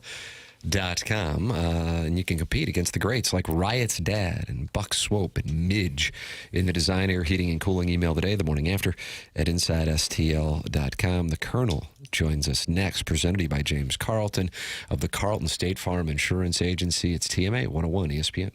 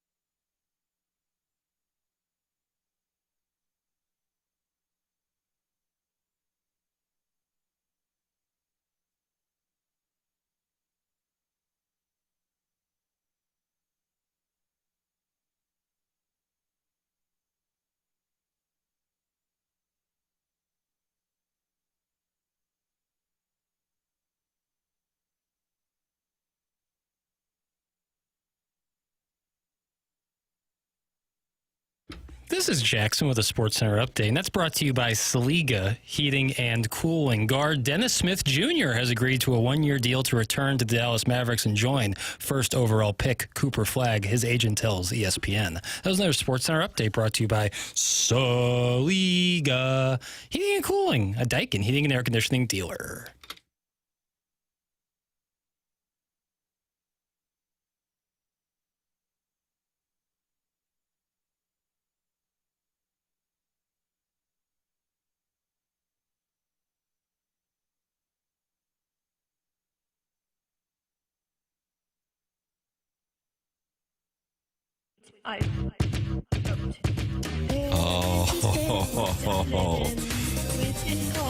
Doug, I'll be as candid as I can here. And maybe I risk getting mocked or attacked in the text inbox. No, I wouldn't worry about it. but I'll have tears in my eyes when I look at my boy tomorrow night, and this is playing at Faroe Field. Really, when they run on the field and they play this in the stadium, I'll be like crying. Ned Beatty when he walks into Notre Dame Stadium, fresh off of leaning up against that tree, and saying, "These are the most beautiful sights these eyes have ever seen." Mm-hmm. Largely because of the tone that this song sets. And watching the delight in my son's eyes as he watches the Tigers come out in gold pants, even in a blackout, and this song is playing. How do you think the crowd would really react if this was a sound that they played? Place would be up for snatch Marcia grabs. Mizzou, why don't you take a break here for a while? We got our soundtrack.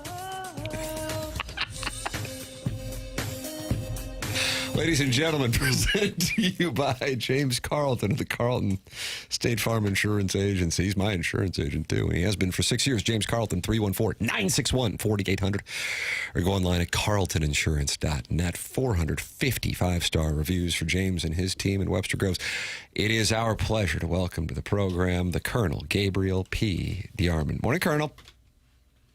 Doug, I promise you there would be a standing damn ovation in the press box. Yeah, I think you're right there. Yes. There would be. Deservedly so. I 100% commit to that. If I ever hear this song being played, I will stand up in the press box and applaud. Nice. And I will have somebody take video of it for your TikTok channel, which I hear is big. Yeah, Doug's TikTok channel is very hot right now. I do a lot of dancing.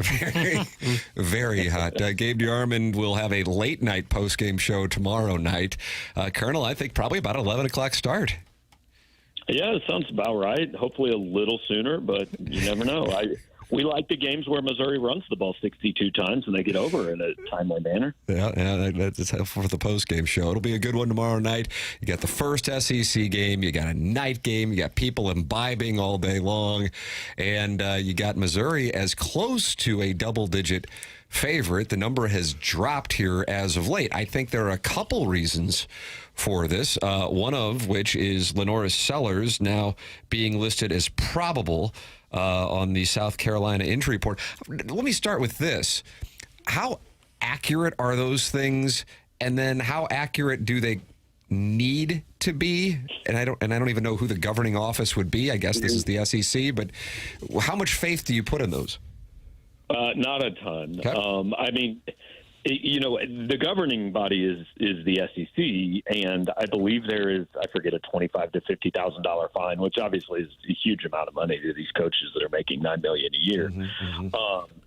But if you lie, but like, how do you prove that anybody lied on it? Like Lane Kiffin takes his starting quarterback Austin Simmons off of it last week, and I think he played one snap. Well, he didn't lie. I mean, he played. He was available. If you list somebody as probable or questionable or doubtful, you can just say, yeah, it just didn't work out that way on game day. I mean, so how much attention do you pay to them and all that? I guess that probably directly correlates to how often you gamble on college football. I asked Eli Drinkwitz earlier this week if they were working and if coaches paid attention to them, and he said, look, these aren't done for us. These are done for another industry that is around and involved with college football. The wagering community. Yeah. Do you have a gut at this point, Gabe, on Sellers with questionable to probable? I mean, I guess he'll play. Although I remember last year with Brady Cook, the more likely it was on the availability report that he was playing, the less likely it was he was actually playing in the game. So it could be just misdirection, trying to keep Missouri involved. But here's the thing, guys, and I can't remember if we talked about this on Monday or not. I don't believe the injury is a concussion.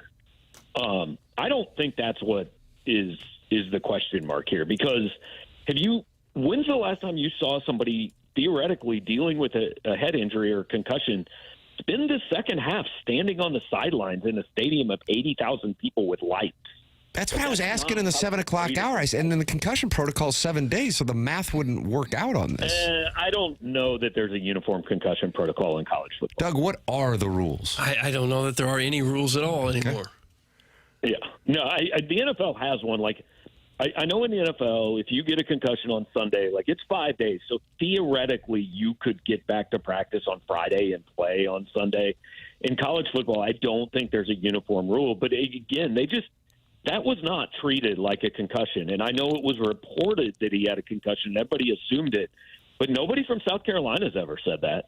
They just said we don't deal in specifics and injuries. So that's why I think he's probably more likely to play. I don't really believe it's a head injury. Certainly, the Mizzou offense has been working in high gear the first 3 games. How much do you believe that's a weak competition, or does Mizzou really have something offensively this year? I think it can be both. I mean, they haven't played great defenses yet, but Ahmad Hardy looks as advertised. Bo Prabula, I think, looks better than advertised. They're using Brett Norfleet. Kevin Coleman looks like he might be the best receiver in the SEC, and the line's been good enough. Not great, but good enough, certainly. So I think Missouri's got a really good offense. I do not expect it to average 51.8 points a game all year. No.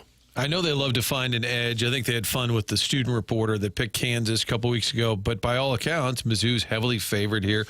Has there been anything? I know Coach Drank loves that kind of stuff, but I haven't seen anything that's, quote, bulletin board material or people picking against Mizzou this week. No, but I'm sure they'll find some. Colonel's exhausted. I always go back to, the year that Georgia won the national title and had maybe – like people were talking about it as the best college football team we've ever seen.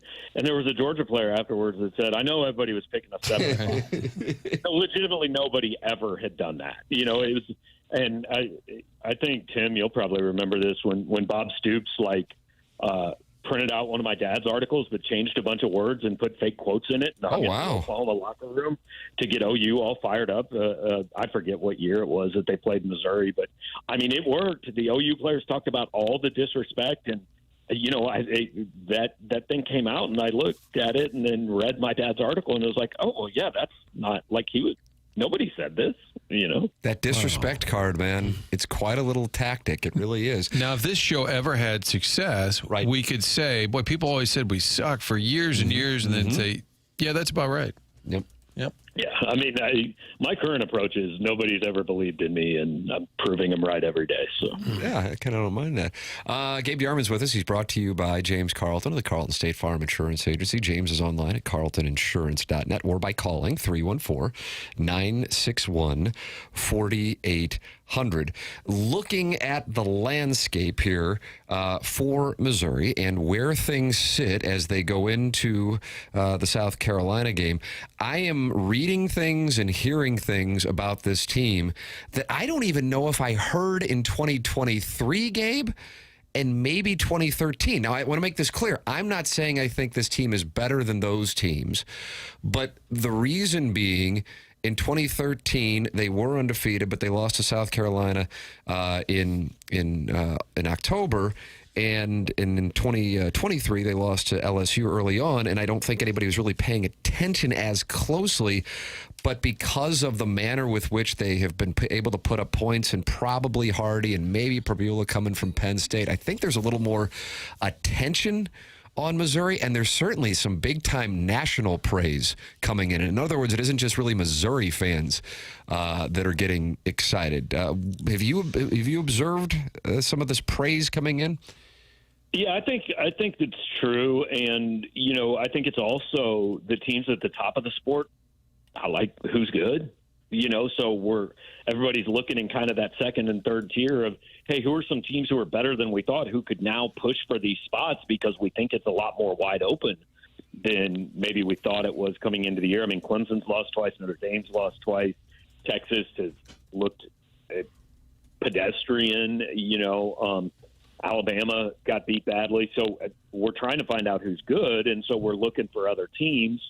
But yeah, I think there's definitely a little bit more focus, and people have had a few people ask me, because I've been pretty high on this team for the last week or two, and people said, but why is this any different than last year when they were 5-0 and then went and just absolutely, got pantsed at Texas A&M? And I said, pants. I don't know. Like that, man. I like that term a lot. I said, I just watch them and it feels different, man. Yeah. They just look better to me. I don't. There's no scientific reason. It's the vibes. I suppose the big concern is the kicking situation. They do anything different? Does he get even more attention, more instruction during practice these days? Are they trying to steal somebody else's kicker? Is there any update on that? Yeah, I mean, they signed a kid out of junior college a couple weeks ago. He hasn't kicked yet, but he's there as an option. You know, I'm pretty confident they can't go like we talked on Monday. I don't think they can go get a kid in the portal and play him. I don't think there's still a couple of rules in place. Could be proven wrong, certainly, but that's what I feel. No, it's a thing until it's not. I mean, he's tried one kick over, about 27 yards, and it didn't look very good. And at some point this year, he's going to have to make one, or somebody's going to have to make one longer than. I don't think you can go through an entire season to get where Missouri wants to get by going for it every time you're outside the 15-yard line.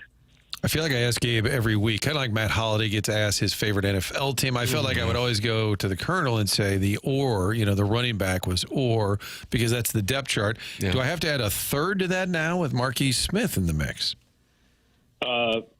Marquise Davis even. Okay, Marquise. You could add him. The other Marquise. There's too many Marquise. Yeah, but I mean, I think it's pretty clear who number one is here. 250 yards, he's the lead horse here. But I think they have three guys they feel comfortable with carrying the ball and helping them win games. And then I think you add Bo in there. Like, he hasn't used his legs much in the last 2 weeks because he hasn't had to. But I get the feeling, especially with Sam Horn hurt, it's probably a little bit more of a, hey, let's use this when we need it, not just because we can. Colonel, I know I saw how you handled it, but I have an obligation to ask about it. And this is, as a Power Mizzou member that I am, there's a thread that was, does Bo Prabula have a broken hand? And you can handle it, of course, how you want to on the air, but it's a rumor, and we have nothing that we would go forward with to report it. So you're in a weird spot when people are asking you and they come to you and they subscribe for your, but then at the same time, I respect the fact that you're like, yeah, I'm not going to report on rumors, but it is something that for Missouri fans, if they are subscribers or they're on social media, they're like, oh, what's going on with this? Hold on a second. So how are you handling it? What can you say about it? Yeah, look, a lot of things get posted on message boards. Sometimes they're completely made up, and sometimes they end up being true and leading us to break stories. I don't know what the situation is. I would say that everybody speculating in the thread yesterday seemed to believe it happened in the game against Kansas. So if it happened in the game against Kansas, he played against Louisiana and was fine. So he's not on the availability report. He's going to play whatever. Guys get banged up all the time. We don't know about most of them.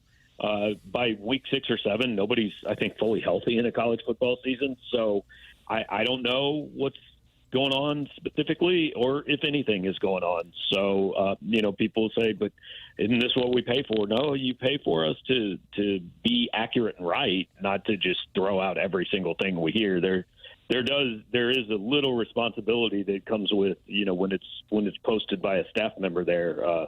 There are people that pay attention to that, and we don't like to just go making things up. Yeah, God bless. Speaking of the rumor, he's not on the injury report. Again, we talked about the value of the injury report. Caden Green did pop up there. What's going on? I mean, I realize for the record, he's listed as probable, but that stood out. Yeah, I mean, it seems probably like something that happened in practice this week because he was not on it on Wednesday night. Was on it on Thursday night. Again, if he's listed as probable, I would certainly think he plays, but that is a huge deal. Like, how well does he play? Is he a little bit banged up? Is this a pretty serious thing and he's going to give it a go? We don't know because we don't see practice other than, 10 minutes on Tuesday afternoon. So I don't know what's going on, but it's, there's a kid named Dylan Stewart on the other side who, he's the sole reason before the year I picked South Carolina to win this game because there were questions going on with Missouri's offensive line. And I said, look, he can wreck a game by himself. So that is clearly something to watch how Caden's doing, because if they have to go to Javen Richardson or whatever else they might do, then that changes things. It does seem like almost everybody's banged up at some point. The question is, have you ever been injured covering a game? Covering a game? No. I mean, I have covered a game while dealing with a case of gout, which is not particularly fun, but that's about as bad as it's been that I can remember. Okay. Well, gout's, that's nothing to laugh about. That was not a direct result of anything that happened during the game, by the way. It was not, steak and beer up in the press box or anything. Well, I was advocating earlier on a late Saturday night that you should be able to have a cocktail during the postgame, especially with some of the calls that come in, and the fellas said that's happened in the past. Look, I plead the fifth. Again, we don't report rumors here. Yeah, thank you. Good for you, Colonel. This is the Missouri Journalism School just shining bright. Another perfect example. Colonel, final question for you before Doug asks you about the uniforms. What color? The SEC has just announced that it will be announcing next year's opponents, not the dates of the schedule, but the opponents. It's a television show coming up on Tuesday. Really? Anything you have heard on the permanent or annual opponents and what you would be handicapping as far as opponents for Missouri for the 2026 season? This announcement coming on the SEC Network with Alyssa Lang, Gene Chizik, and they call Paul Feinbaum now the mouth of the South. I thought wasn't that Jimmy Hart and he had the megaphone? Yeah. Yes. I didn't know he was mouth of the South now. Maybe the British Bulldogs will. Oh, wow. Is that Davy Jones? I don't know who it was. I don't watch Tim. Okay. So Brandon Marcello from CBS Sports reported yesterday that Missouri-Arkansas is one of the 4 games that the schools have already been notified, hey, this is going to continue to happen, all that. And I think we all expected that. I would fully expect Missouri-Oklahoma will be one of them. The only real question is the third game. A couple years ago, I know Missouri had kind of requested Vanderbilt. I think that's much less likely now. Who didn't, right? But I think it's much less likely that's the way it goes. South Carolina is the way I'm leaning because it makes sense because those are both schools that, like, they don't necessarily have a natural, third team to pit them against. Like LSU and Georgia and all these schools that have been around for a long time in this league have all these natural rivalries. Even A&M has LSU, Texas, Arkansas, or LSU, Texas, Oklahoma, whatever it may be. And Missouri doesn't really have that third one, and South Carolina honestly doesn't really have any. So I kind of am expecting South Carolina as the third.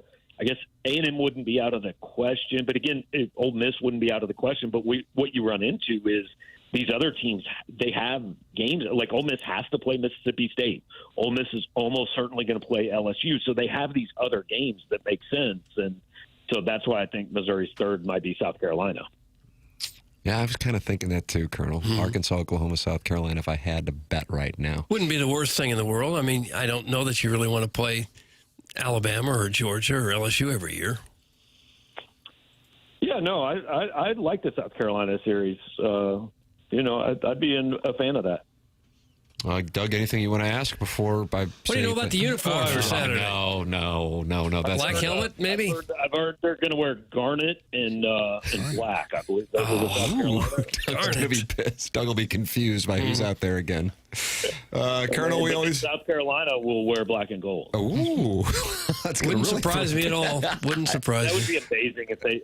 That's actually the only uniform thing I'd care about. You would at that point have to talk about colors, it. But not switch uniforms, like the South Carolina colors, but it says Mizzou on it. The Colonel will be covering the game, of course, tomorrow, 6 o'clock kickoff on ESPN, and then the post-game show, Power Mizzou, YouTube, the whole thing, and it should be a festive one no matter what. Big win, the people will be all lit up and leaving voicemails. Big loss, oh sweet mother of mercy, Doug, because otherwise you win this thing tomorrow. There's some statistics that are important for Missouri football history, 30 games in the Drinkwitz era, and how it compares to Missouri football's record historically in that stretch being record-setting. And then, barring a miracle, you are undefeated heading into Roll Damn Tide coming into Columbia on October 11th.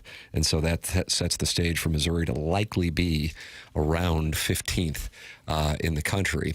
And we'll see where Alabama is based on how they handle Georgia and Vanderbilt before that game. So some significance on the line for a variety of reasons tomorrow night. Colonel, always appreciate the time, man. Thanks so much. All right, guys. Appreciate it. There he is. That's Gabe DeArmond, brought to you by James Carlton of the Carlton State Farm Insurance Agency. And he says Missouri is going to switch up the uniforms, Doug, and wear garnet and black. Garnet. Yeah. I want to clarify. I know Ahmad Hardy's the lead back, but the fact that were you taking heat in the text inbox? No, actually, I don't know. But my question was about how they rotate in Roberts, and it looked like last week maybe they're pretty high on the new Marquise. We had Marquise Smith as the Speedy Keys, you guys That's call him? Marquise Johnson. Speedy Keys. Judd, the receiver. Yeah, he lit it up. He's a junior. And then yes. Davis is the freshman running back who they used a ton last week. I was just curious if he's going to be more in the mix. Hardy's just a sophomore. It'd be nice to have him another 2 years. Yeah. I'm telling you. That's the thing, and I think that's why, because I'm kind of sensing the same thing that Gabe is. And I guess Missouri fans are, Doug. I don't know where you are because we're both tortured souls with this operation. But it looks different, even though I recognize it's Central Arkansas and Louisiana. And I don't want to disregard Kansas, though, and it's got nothing to do with the Missouri-Kansas thing. You know, just this is what I see. I think Kansas, especially considering the conference they play in, they could be live. So I'm not dismissing Kansas. But Missouri has so many damn ways to beat you offensively. And when you have a back like Hardy, holy crap. And Missouri's had some great running backs, you know. But it's just different because he's so damn tough to tackle. Mm-hmm. He's picking up yards after contact. Both are, for that matter. And then he somehow has breakaway speed. Right. I don't know. That's what Schrader didn't have. That was the one downside of Schrader is he could get through it, but he couldn't finish. And then you pair it with Coleman, but when it's all said and done, I'm not sure. I've heard the name pronounced a billion different ways. Donovan Olugbade. That's how I've been told it's pronounced. Might wind up being the guy who's the NFL star. Yeah. In addition to Speedy Keys, Josh Manning, and now you got a tight end. Yeah, Norfleet. So you have it's something else. I don't know. It's health. You got to stay healthy, obviously. But if the offense, I think this will be a great test for the offensive line to really see what that looks like. Because Gabe mentioned the edge rusher they have who's nasty. If you can keep that running game up, which would be a credit to the offensive line as well, and keep Prabula's jersey clean, Doug. Okay. Doug doesn't like that. So I think that's a huge test. Like, we're all, like, no matter what, you learn something every game, no matter the opponent. Hardy's on a pace to run for more than 2,000 yards. First guy with over 200 yards this season, I believe, in the Louisiana game. He had like 250. Well, the conference play begins, fellas, this week, okay? Nice. So save the Heisman talk. Nice. There you go. I'm just getting a preemptive text taken care of. Tim, so do you have your money on South Carolina since Mizzou doesn't have a kicker and South Carolina quarterback as a star? No. I actually in the FanDuel spread zone, and we don't pick every game, which I like, because sometimes I don't really have a feeling on a game. We pick 3 college, 3 NFL, and then we have a lock of the week. And the podcast is 59% against the spread somehow, which is a miracle. Overall, all 3 of us, I actually picked Missouri. I got the line at a bad time, Doug. I got it at 12.5. Yeah, that was so I paid heavily for that because the line's now 9.5. But yeah, I'm like, I know I'm emotionally attached, but I'm just watching them play, and I'm going, God, I just think they're at another level. And I was the guy going into the year who was super high on South Carolina, and I've watched South Carolina play, and I recognize Sellers was out in the second half last week, but they weren't great without a special teams touchdown. I'm not sure they beat Virginia Tech, a team that lost at home last week, by 31 to Old Dominion. Yeah. You know? What I'm curious with is if Sellers is playing, if they run that kind of same zone they ran against Jalen Daniels, because that was scary. That was the case if the Jayhawks made a couple catches, that game might have turned out differently because the secondary looked really dreadful in that Kansas game. So I'm curious if they run a similar defense against it. Sellers? Hardy? Yeah. Yeah, I'm looking forward to because you got a couple guys who could be getting attention. I mean, Sellers already has, but Hardy might get. This might be the one where he gets more national attention if he's getting any at all. All right, we got a break. It's TMA 101 ESPN.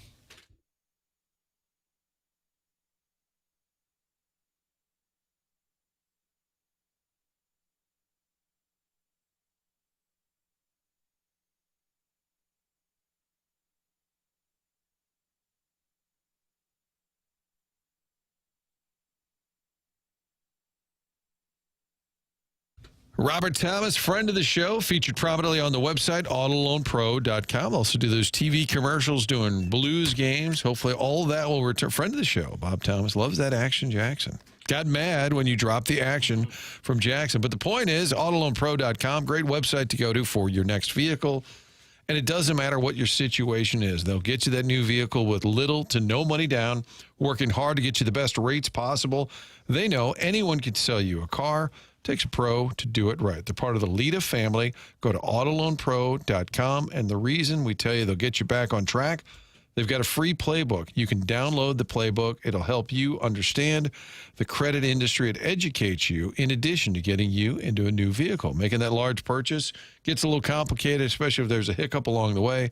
Auto Loan Pro gets you back on track. They work with over 50 different lenders. That's how they get you the best rate possible. Find out more at autoloanpro.com.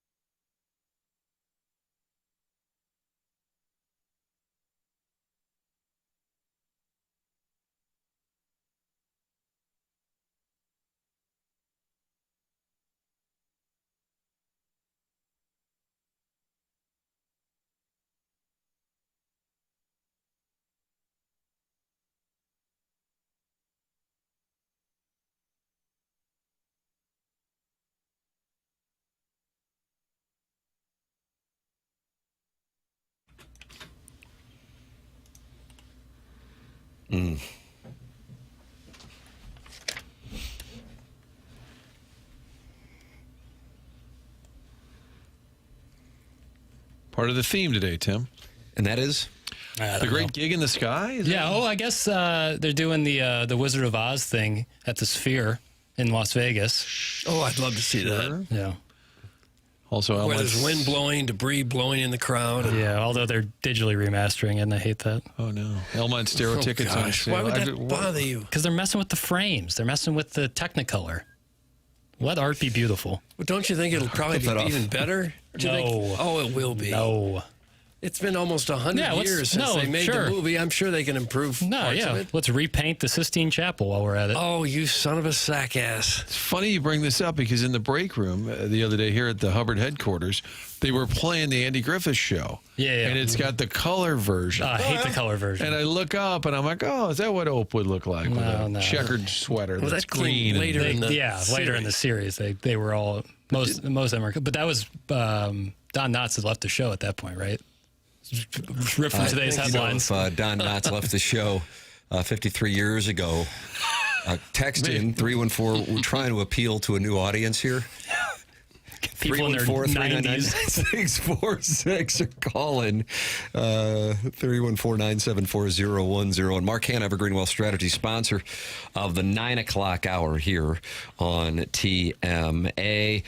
314-889-0503. That is the number to call. And you talk to Mark Hanna and you go, oh, my goodness, how do I feel better about my life? How do I feel better about my financial situation? How do I feel better about the world? It's magical that he has that ability.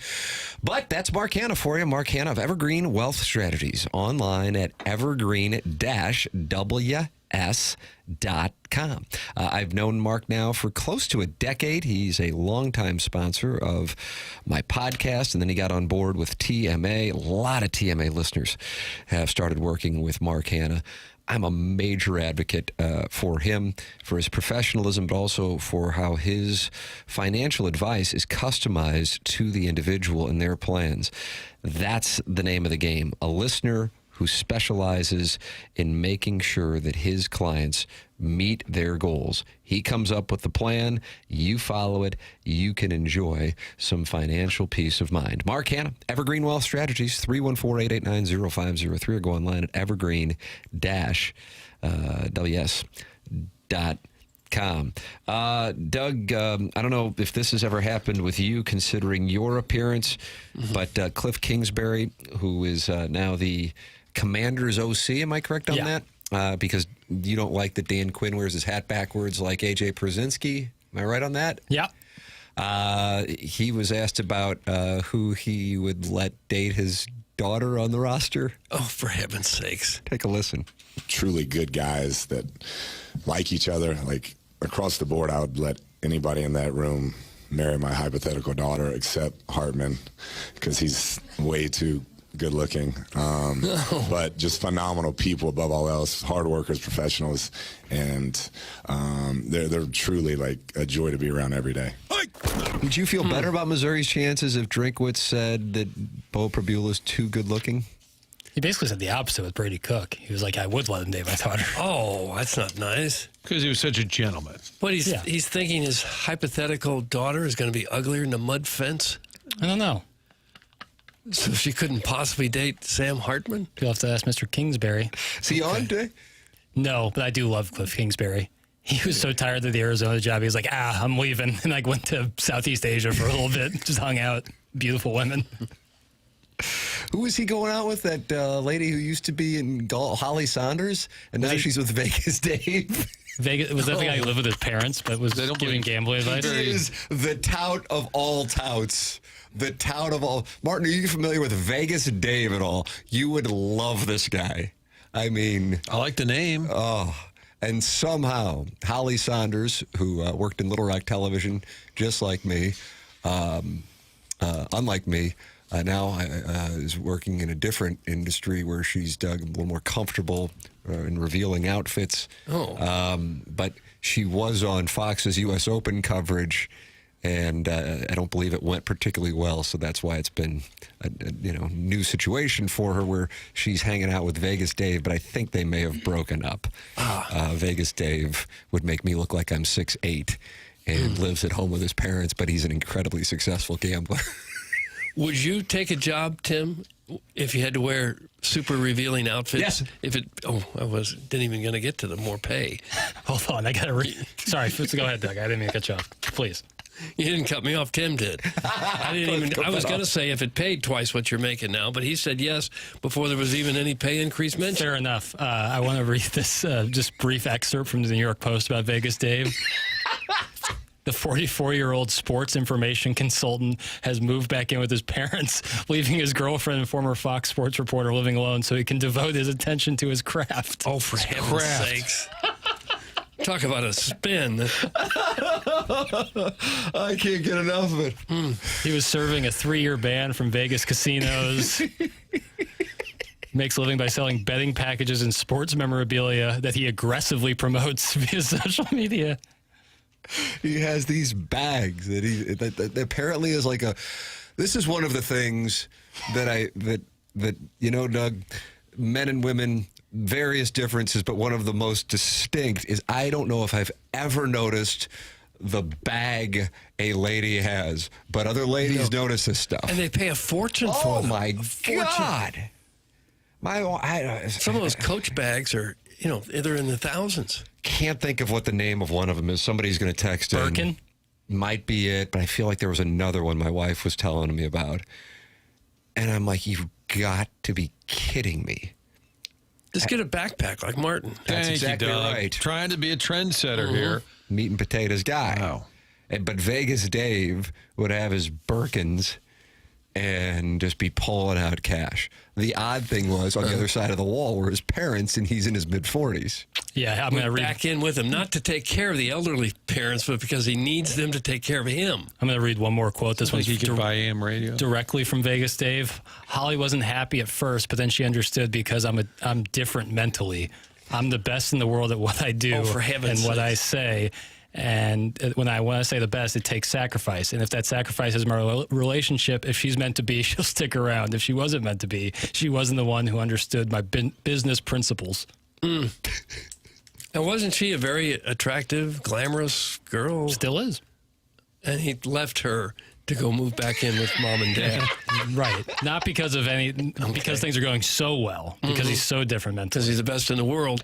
Usually, if you're the best in the world at what you do, you have to live with your parents well into your 40s. Right. Clip it up. I'm glad Vegas Dave made an appearance on today's program. Oh, he's unbelievable.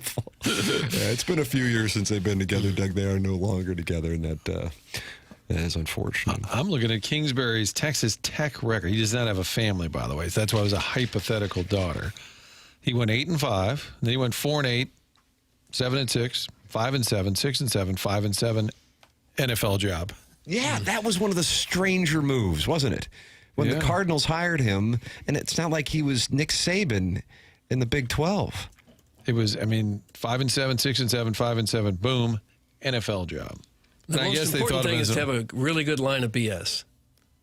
That'll get you the gig. If you talk a good game, that'll usually get you the I gig. think he was a quarterback whisperer kind of thing. And he was Mahomes' coach at They had a good run. Texas Tech. Graham So Harrell they and kind of thought of him as like the quarterback whisperer. Right. And had they already drafted I think Kyler they had Williams Kyler Murray at that time. Kyler Murray. God, get my Williams and Murrays and Davis and And Smith. it's amazing that Mahomes was able to have a lot of success under different coaches, too.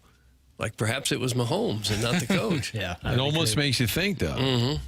So by that logic, Doug, Tim must live with his parents, considering he is the best in the world at what he does. That's from Dem Hogs. I think he was also the quarterback's coach when Manziel was at A&M. So I think it's kind of... Kingsbury was? He was the 2012 offensive coordinator and quarterbacks coach of Texas A&M. Is that right? Yeah, that would have been Manziel's year, right? 2012. 13 was the Manziel. It was the big year, right? Right, but 2012 was like his emergence, I think. Sounds right. Now, I think it's fine to live with your parents if one or the other is struggling. If you're there to take care of your elderly parents, that's a noble gesture. Not many people leave supermodels to do it, but if you need to, a man does it. Sure. So you're on board with Vegas, Dave? It's starting to come over to his way of thinking. No shame. Papers, you're right. 2012 is the year Manziel won the Heisman. Okay. With Kingsbury, coach. And Mike Evans? Yes. Mike Evans. Correct. Kevin Sumlin, head coach. Boy, he had a tumble out of college football. Yeah, what does he do now? Nothing. Cashing checks from A&M. Yeah, I think he's... Probably, yeah. Get involved on the program, 314-399-9646. That's how you can text in. Many are choosing to do so, and we appreciate the engagement. And then, of course, you can watch the program on YouTube, youtube.com/TMASTL. Email in for our Design, Air, Heating, and Cooling email of the day, which comes your way at approximately 10:45. Doug, can you tell the people about Design, Air, Heating, and Cooling?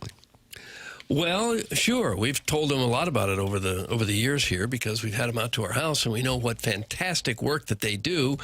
Anytime something should go wrong with your air conditioner or with your furnace in the winter months, Design Air is the name that needs to come immediately to mind, as it has for St. Louisans now since 1904 when the company got its start. They're not just another HVAC company. They are also the longest-running sponsor on TMA. At the helm is Seth Goldcamp, a name you can trust, leading the team that truly values integrity. At Design Air, they believe in honest work. You're never going to be sold something you don't need. Whether you're dealing with the St. Louis cold or the summer heat, they have got your back with dependable service and no pressure solutions. You'll not be sold something that you just don't need. So visit designairservice.com. Schedule your service today. Design Air, comfort you can count on since 1904, and home of the handsome repairman. Request Larry, the Silver Fox. Well, beautiful tribute from Mike Francesa to Robert Redford coming up, Doug. Okay. You'll want to hear this. I saw yesterday that Robert Redford and Don Drysdale both graduated in the same class at Van Nuys High School. How about that? Wow. That's a fun fact. Mm-hmm. I'd like to be the rest of the alumni coming back for a big weekend. How'd you do? Well, Cy Young. How'd you do? Yeah, major motion picture. How about you? Yeah, moved back with my parents. To date Holly Saunders. Mm-hmm. Mike Francesa's incredible tribute coming up here on TMA 101 ESPN.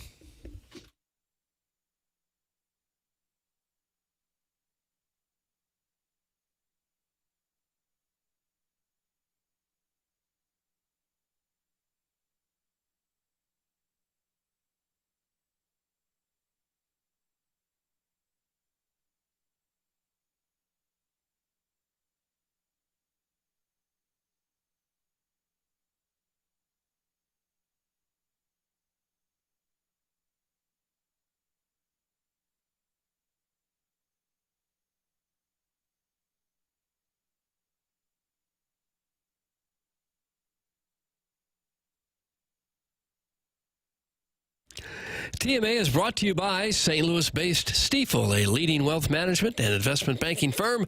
Stifel is the firm where success meets success and has been since 1890. They were founded in downtown St. Louis way back when in 1890. Same street the company is headquartered on today. Proud to have called St. Louis home for 135 years. They partner with the Cardinals and the Blues and also with the Stifel Charity Classic, and they sponsor Stifel Theater. Stifel is honored to support the city, the people, and its future. With financial advisors in 12 offices across the region, Stifel helps clients right here in St. Louis and nationwide manage their hard-earned wealth. Stifel also provides banking, lending, and trust services and is a full-service investment bank. Basically, when it comes to finance, Stifel has you covered. As one of the fastest-growing wealth management firms in the world, their tagline is, where success meets success. Stifel Nicholas & Company Incorporated, member SIPC and NYSE.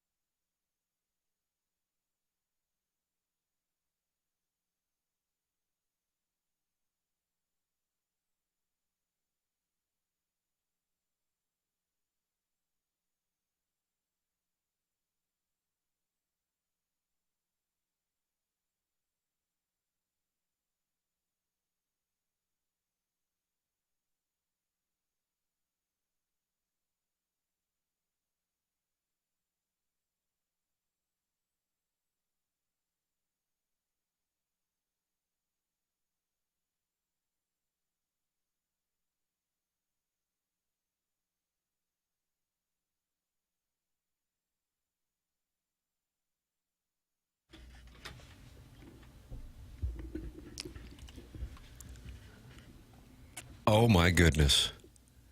I hope somehow, for some reason, my 3-year-old is listening to this program.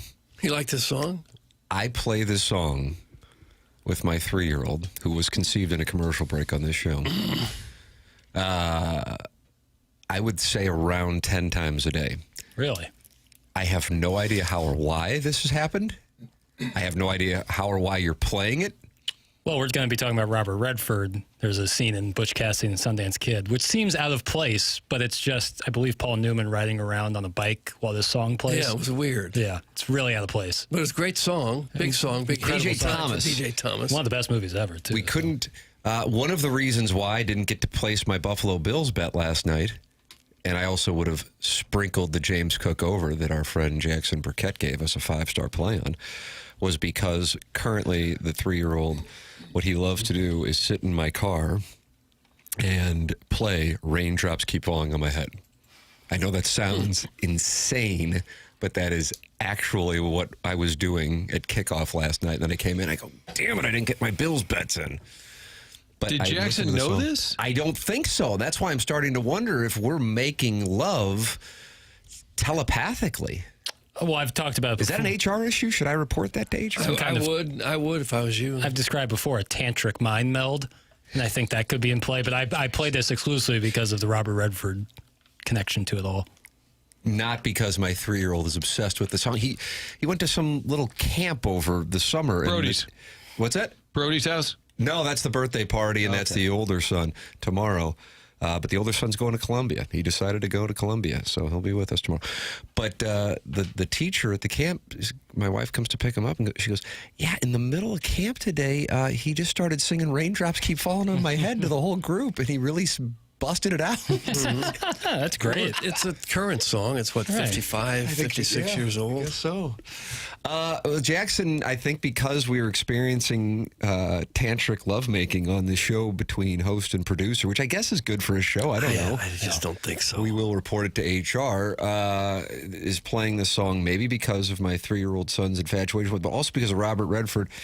And the Funhouse account last night paid its tribute to Robert Redford and Mike Francesa's observations. He heard Robert Redford died and then immediately went into whether or not he had ever met him before in his tribute. Doug, take a listen. And then Redford, who I met once, Doug and I met Redford once. We were doing a show in Fenway. We were doing a remote Yankees-Red Sox. And we did it from up in left field, which was great up there. Because if you've never been there and you've seen it on TV, they built about 400 seats above the wall. And they all look like gloves. That's what the seat looks like. And they have their own, it's a separate area. And it's a great place to watch a game. I would highly recommend it. Really, it's a wonderful place to watch a game at some point in your life.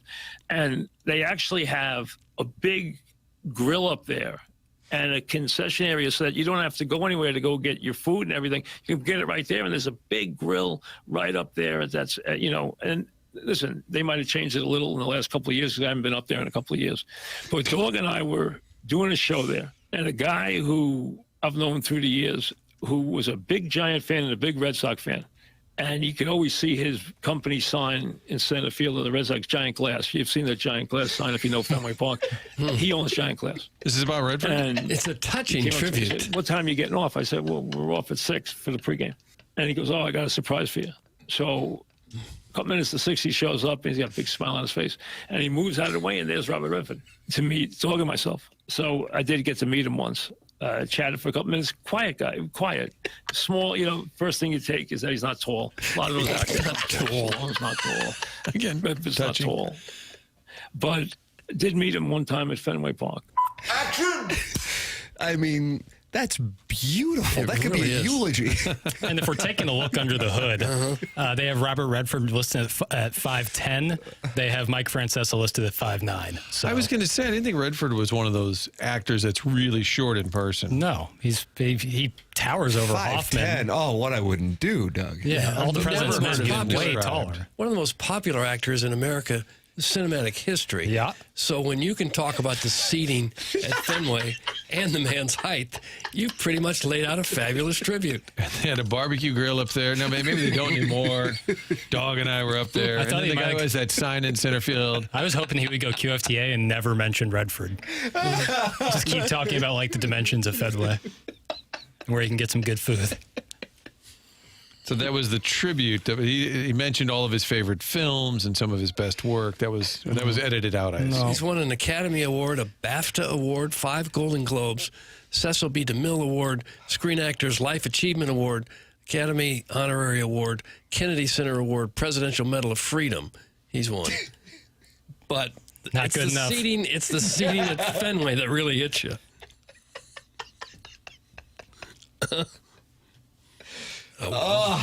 I cannot get enough of Mike Francesa.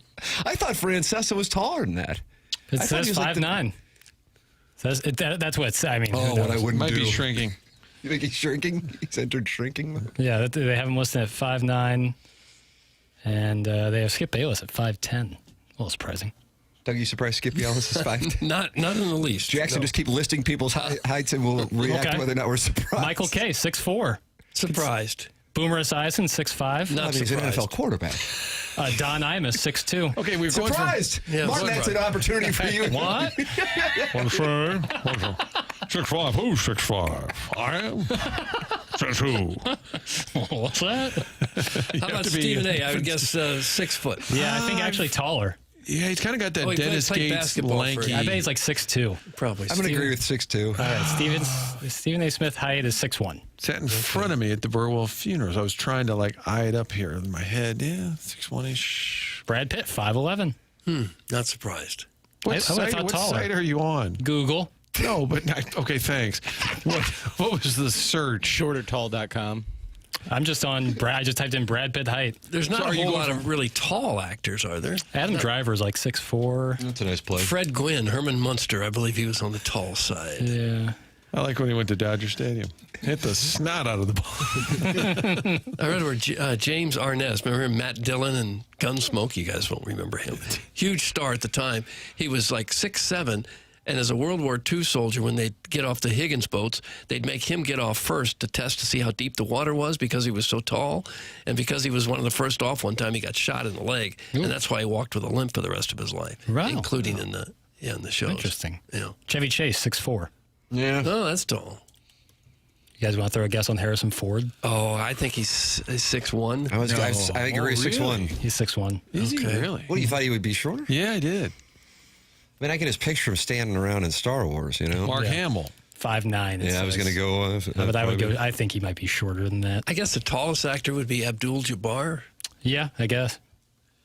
To see if he counts as an actor. He's been in several things. What movies. about Tom Hanks? Shaq, maybe? 5'7". Or I just thought you said Tom Cruise. Sorry, Tom Hanks height. I bet 6 foot on the dot. I'll say Mr. America. I'll say 5'10". I was going to say 5'11". 6 foot on the nose. Don't ever doubt yourself, kid. I Don't feel ever like doubt you know yourself. these papers.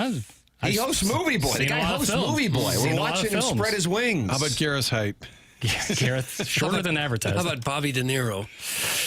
I'll go 5'9". I was going to go 5'10". I think he might be less. shorter than that. I think he's like 5'8". 5'7". He is 5'10". They Is he really? all lie. How about Joe Pesci? 5'4". Oh, I might take the under on that. I got to be honest with you. As a guy who knows about 5'4". 5'3". Yes. Is he really? Shipped it, man. On a heater right now. Mr. Mudjack Mike, what the hell are we doing? Listen, people's heights. we like guessing games. I think that's fair. Danny DeVito. Ooh. Oh, is he 4'10"? I think that's the right number. He is 4'10". I mean, don't ever doubt yourself, kid. He's talking to himself. I bet there were some people who told Danny DeVito, I wouldn't go into show business. You're probably not going to make it as a lead actor. He's one of the most prolific movie producers since like the mid-'90s in terms of actors who also produce. He's produced Pulp Fiction. He produced. The podcast Movie Boy is awful. It's a narrow-minded show hosted by some rich kid who thinks he's a Renaissance man. Review a movie like Platoon, fella, then brag. That's from the Orson Woods Wacko. Okay. I said Platoon is like one of the best war movies ever, and I got ripped to shreds for it. So you know what? By whom? It's Nimrods. Block him. Blocking. Tom Berenger. Yeah. Loaded cast. Yeah. Johnny Drama's in that. Johnny Drama. Matt Dillon? Or the other Kevin Dillon. Kevin Dillon. Matt Dillon's brother. Having a big conflating name day. Doug, Arnold Schwarzenegger is a sneaky 5'8". That's from Dale, and he's over in Grubville. He's bigger than that. No shot. He's much bigger than that. I'd say 6'3" for Arnold. Yeah, I would agree with that, Doug. I think you might have just nailed it. I feel good about taking the under on that. 6'2". Okay. Barely covered, kind of like the over in the Bills game last night. All right, Martin, you're heading to onboarding here. Chairman Kurt's also not going to be. What do you? He's got a sound story with Rizzuto. I'm going to hang for a little longer because Holiday's been monitoring things. He said, "Well, you're leaving early again." You really like this hike conversation. Yeah, that's going to keep it up. The program's called TMA. It airs on 101 ESPN.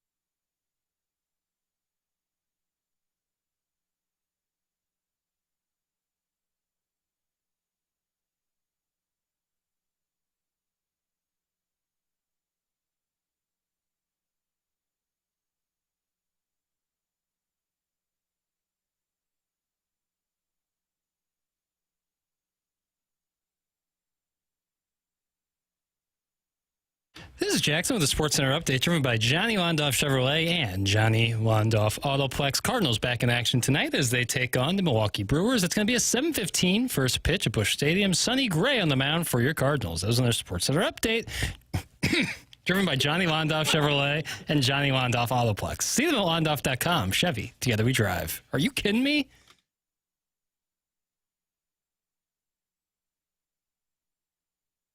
Nice. It's Halloween, it's time to scare the pants off your friends. It's Halloween, it's time to collect strangers' candy. It's Halloween, it's time to do some pumpkin carving. What are you going to be for Halloween?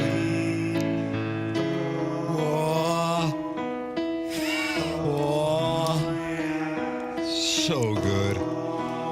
It's TMA 101 ESPN. The show's presented by Brown and Crouppen. You can watch it on YouTube. And I think one of the things that's made this show what Doug calls the best show ever. Oh, I've never said this much. I should have, but I didn't. Is the relatability of the hosts.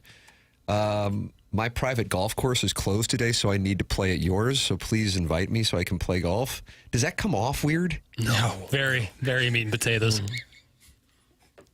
It's a water main break. How long is it going to be closed? Long enough for me not to be able to play today. I know that. Oh. So I will play with you, and you pay the guest fees at your private course. All you have to do is just email me, and I'll be there. I'd like a little time on your range, though. So maybe 11:45 would be good. Maybe a chef salad. Yeah, that wouldn't be bad. Throw that in. Extra chicken. Just I think you're going to get some. If you're serious, you're going to get some invites. Oh, really? Yeah. All right. T. McKernan at InsideSTL.com. I'll be there. I'll be wherever. Yeah, well, preferably inside 270. But they have to pay for it.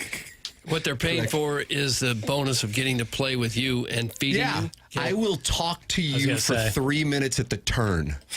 Okay. But that's it. About what kind of brat you're going to have? Hey, Bob, thanks for having me. It's Bill. Yeah, well, that's fine. Where's the cart? Are you planning on playing too, or can I just do this? Well, the invites are coming in. Tim, I have a putting mat in my bedroom. That's from Buzz.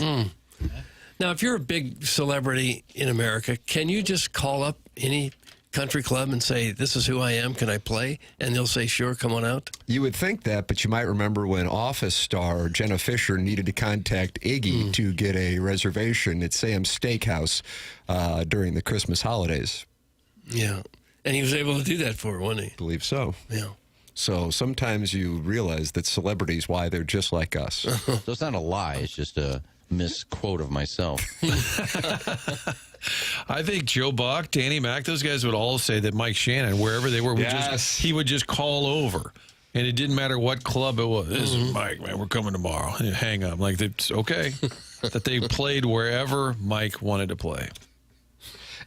I mean, literally, name the greatest courses, and Big Irish would get them on. They'd be in San Francisco, what's it, Olympic? And they said he would just call over and say, we're coming tomorrow. In San Francisco? Yeah. Oh, my God. Wherever they were, I'm telling you, Joe, Dan, they've all said it. If you traveled with Mike, best restaurant, best golf courses, and he would just make the call. Like a Pine Valley trip when they go to Philly? Would they have to pay? You know, I'm guessing no, but I don't know. I would agree with you on that guess. That would be my if Shannon was the one who set it up. And then you tip heavily with anybody around you that's helping out. Absolutely.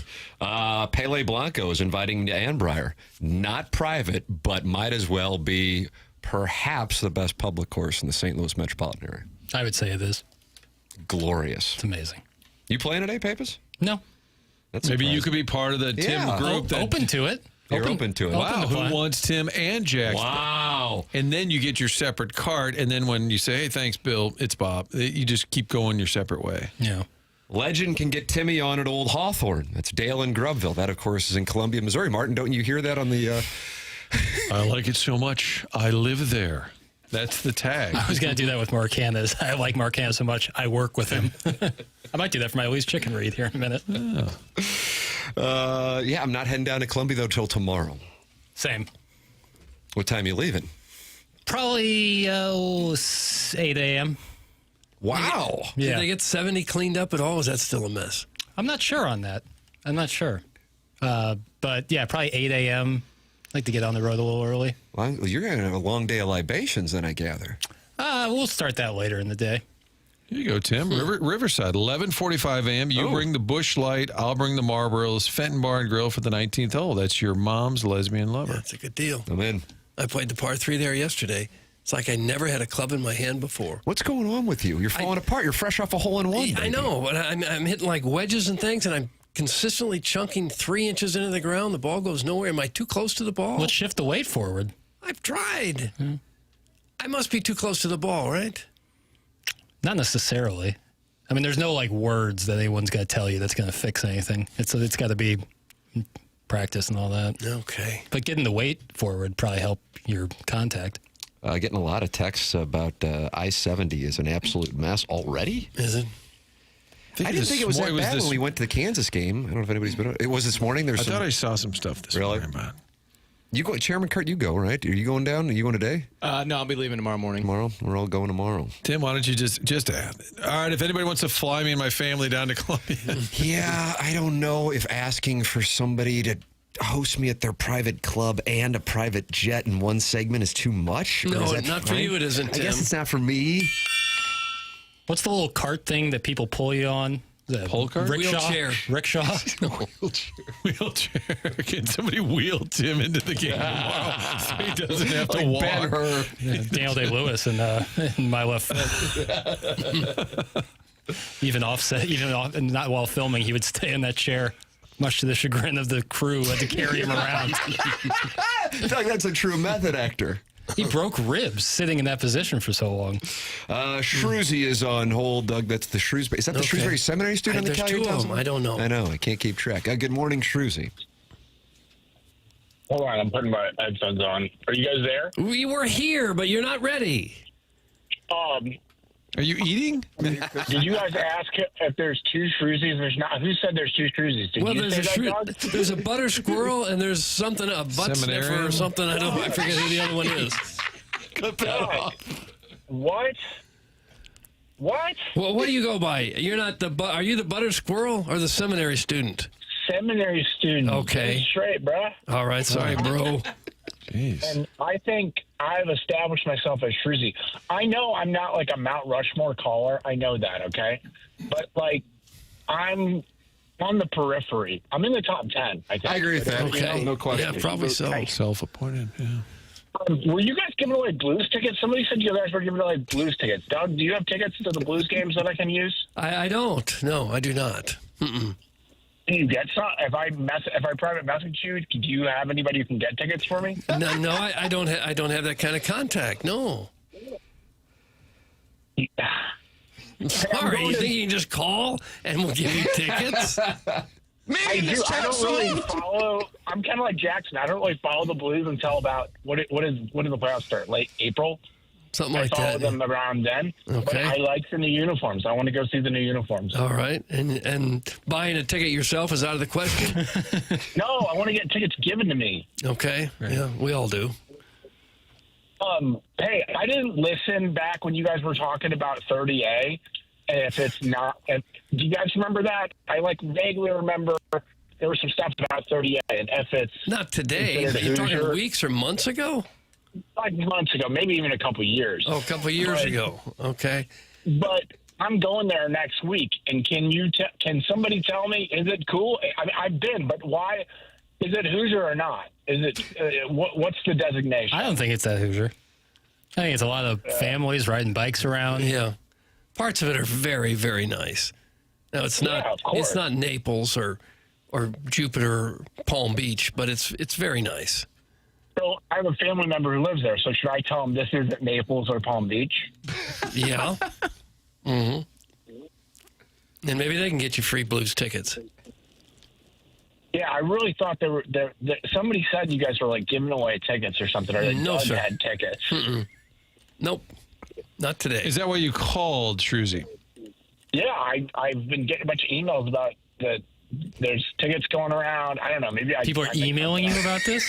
It could be this Blues and Brews. Oh yeah, that's thing tonight. that's going on tonight at the brewery.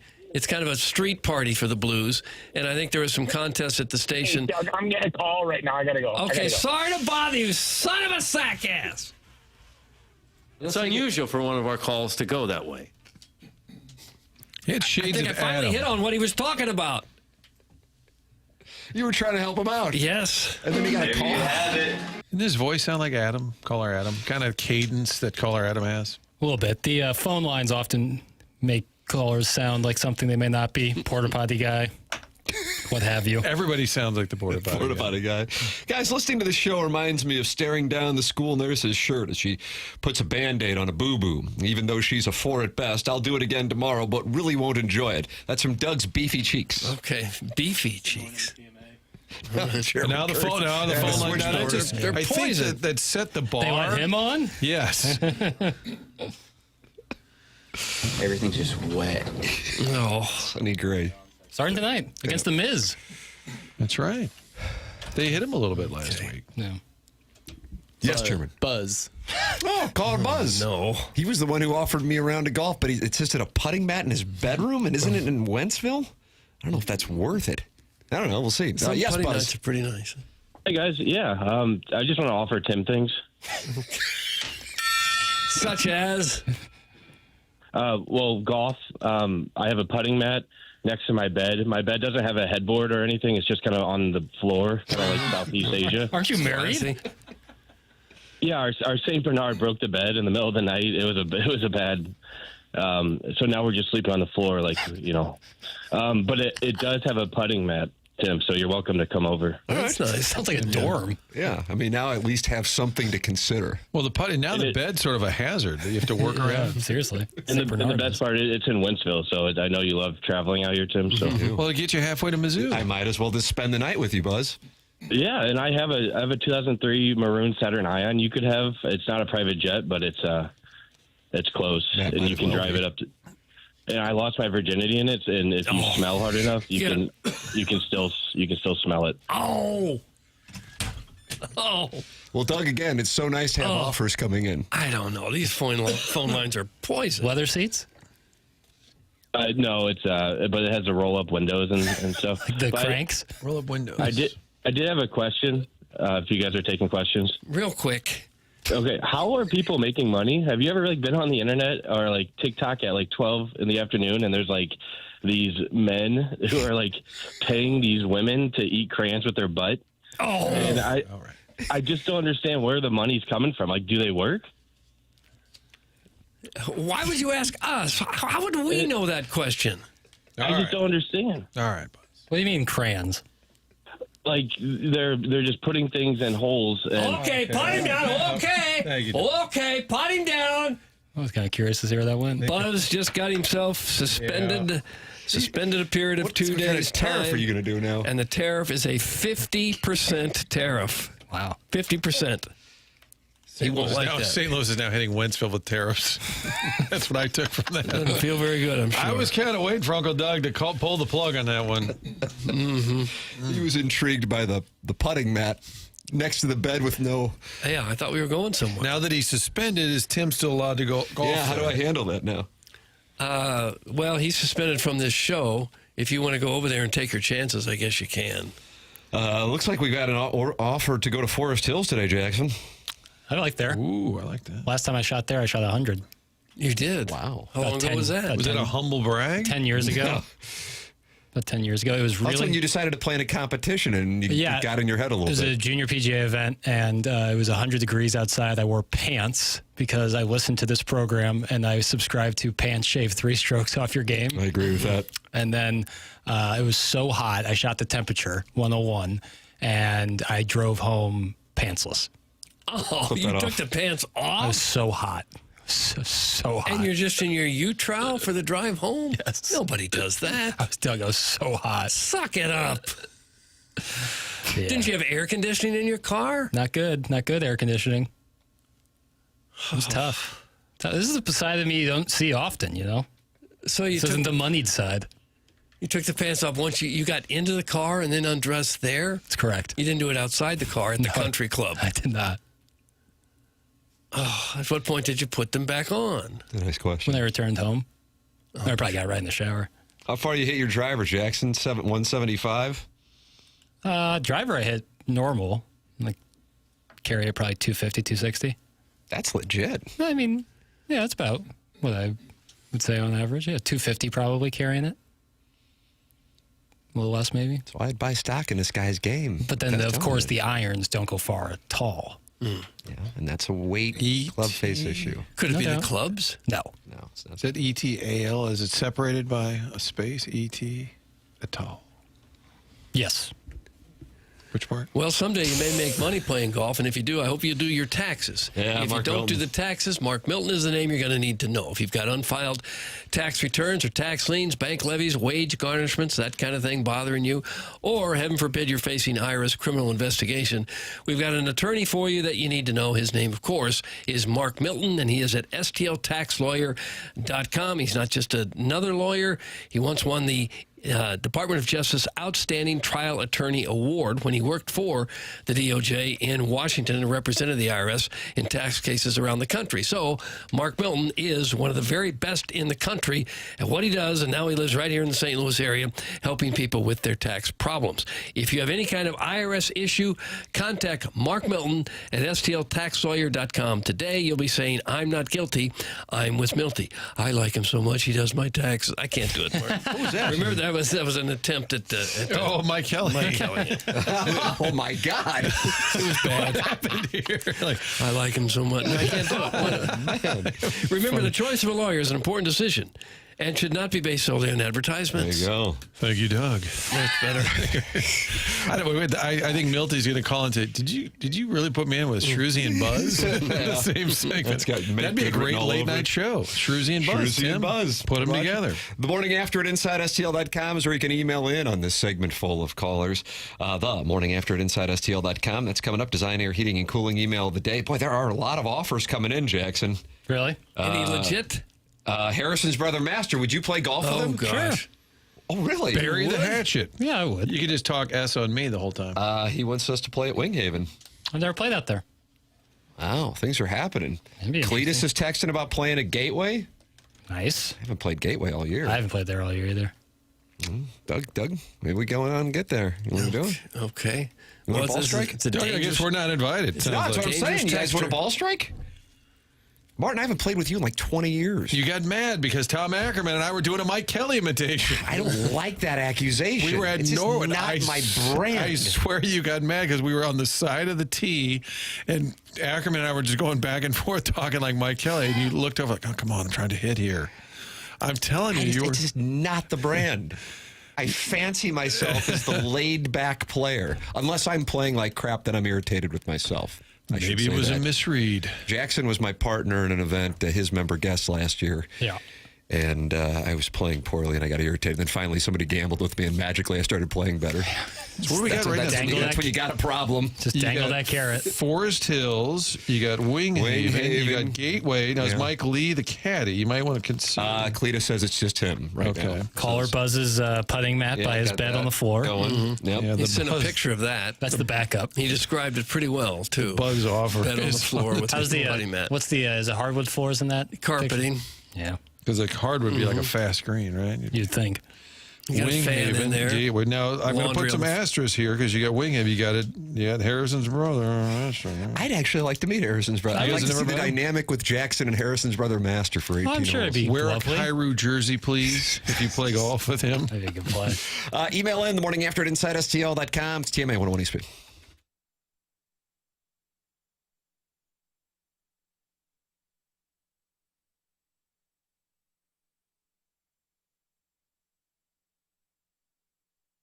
Hey, this is Jackson here talking about Lee's Famous Recipe Chicken. They're back with TMA because it is National Chicken Month, and guests who visit Lee's 3 times throughout September will receive $5 off their next order of $15 or more. Let me say that again. Throughout the entire month of September, guests will receive $5 off their next order of $15 or more. This offer runs through the end of September 2025 at participating locations. Guests must be part of Lee's Rewards to participate, but they can join anytime during the month and start earning right away. It's really easy to sign up. It's available anywhere where you can get your apps. Super easy to do. And then the food's delicious, man. They got those potato wedges. They're no joke. Not little skimpy little fries. No, these are big old potato wedges that you know and love, as well as the delicious chicken. Lee's Famous Rewards is free to join. Members earn 1 point for every $1 they spend, redeemable for discounts and menu items. Guests can sign up through that Lee's app. Again, really easy to sign up, and then you're eating some delicious chicken and saving money along the way. Lee's Chicken. How much do I love it? I eat there.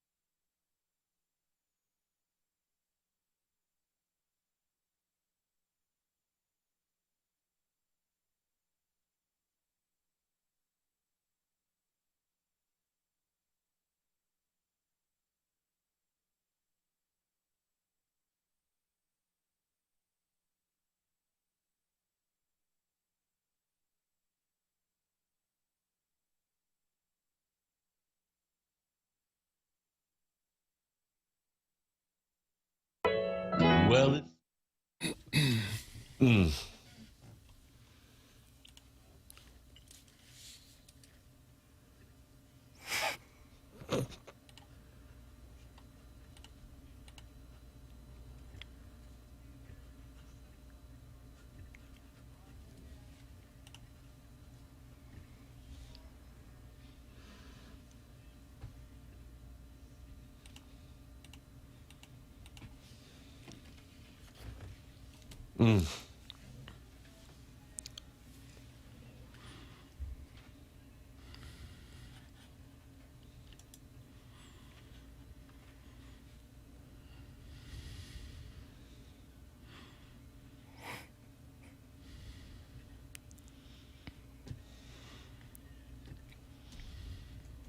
Boy, isn't it beautiful? The song really brings out the emotion, especially when they talk about the Legion of Cats Army.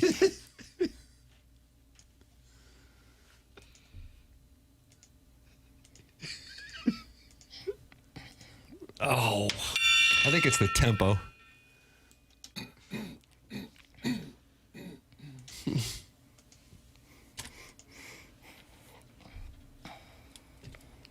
Well, they're not happy in the Michelob Ultra YouTube chat. Jake in St. Jen says, I always love when we can't hear the music, but we can just hear a few grunts and moans. Yeah, the a cappella version isn't great. You can't play that music even? Because the Masters theme would be copyrighted. Like it's all about copyright issues. On YouTube. It would only be on YouTube. Just it goes out on the podcast, on over the air, but... Okay. Big Blonde Dan says, I love watching them all sway in silence, especially Tim. It's Big Blonde Dan. He's in the Michelob Ultra. That's why I try to throw in the acoustic session stuff every once in a while, because that can be played. You know, I try to. Tina E. Doug, you asked the Colonel about the Missouri kicker situation and the concerns. Boy, I hope that doesn't play into tomorrow's festivities. Oh, God. Urban Meyer with, I think it was Urban Meyer, right? Take a listen to this. This is Urban Meyer on his, what does he do, a podcast with Mark Ingram? Yeah, Triple Option. Doug, it's called Triple Option. Take a listen to this, what he had to say about the importance of the kicking game in college football. Tennessee, Georgia, Notre Dame, A&M, and Clemson, Georgia Tech had one thing in common. Every game came down to that field goal team. I actually got in arguments with coaches along the road because I became the special teams nut job. We used to practice Tuesday, Wednesday, Thursday, and a lot of guys say, why are we doing field goal every day? And I was like, guys, listen now. You know, you work on that once a week, and you're going to let the players play 69 and a half minutes, and then you jog that team out there, and they screw it up. So, I mean, it's amazing. Coach, they say 3 things have to go right for you when you kick a field goal. Snap, hold, and a kick. So the more you practice the operation, the more confidence you are in it when you have to go out there and hit the game winner. Okay, that's kind of obvious here at the end. Well, the snap, the hold, the kick. Those are the 3 items. Kidding. So he was saying, Urban Meyer, he put a lot of effort into it. Yeah, and his other coaches would hate that they would spend as much time as they would on the field goal kicking unit. But he does make that observation. If you do think back to 6 days ago, Tennessee, Georgia. Tennessee should be undefeated. Georgia should have a loss. That was not like a 60-yarder that Tennessee kicker was attempting. And also, they kind of messed around timing-wise. And we had that email from the parent of the kicker who was in some of those camps. I didn't know. Did you guys know about that, Martin? I don't know if you were in when I read that email. I heard it. Onboarding piped it in. Okay. That there are these camps for kickers who have legitimate potential. And he said it really is like golf in the sense that it's so mental. Like those guys can kick those things probably from 60-plus yards out, oftentimes without an issue, but then you put 70,000 people or more around and everything's on the line. And the key is to be able to have the same breathing pattern and the same angle of approach and when you strike the ball. So that's what separates the men from the boys when it comes to kicking. And I think the belief is Robbie Meyer will get there, but how will he handle it when the time comes? And it actually matters, and it's not a chip shot, and it's a 45 to 55 yarder that, you know, may determine who leads in a game late or wins a game. And that's certainly something that Missouri fans are observing with anxiety. I enjoyed the letter because it wasn't one of those, they didn't recruit my son at the heart of it.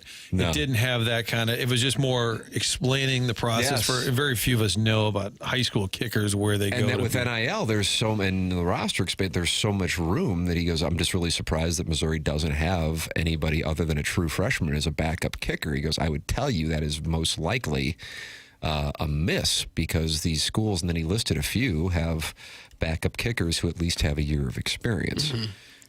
Probably hard to get a good one, though, I would think. If a guy thinks he's good enough to play somewhere, he's probably going to go and kick somewhere rather than be somebody else's backup. Because how often are kickers hurt, really? It's pretty unusual. Yeah. But you can have one get cold, and if memory serves, is it Brett Aubrey? Who's the guy? Brandon. Okay. By the way, randomly, born in St. Louis. Wow, that is the random. kicker for the Cowboys kicker who has this odd motion, but he bombs it. Soccer guy, was in the USFL. Was he in software engineering before? Like Something. He's got a really weird accounting path to the NFL. 64-yarder to tie it.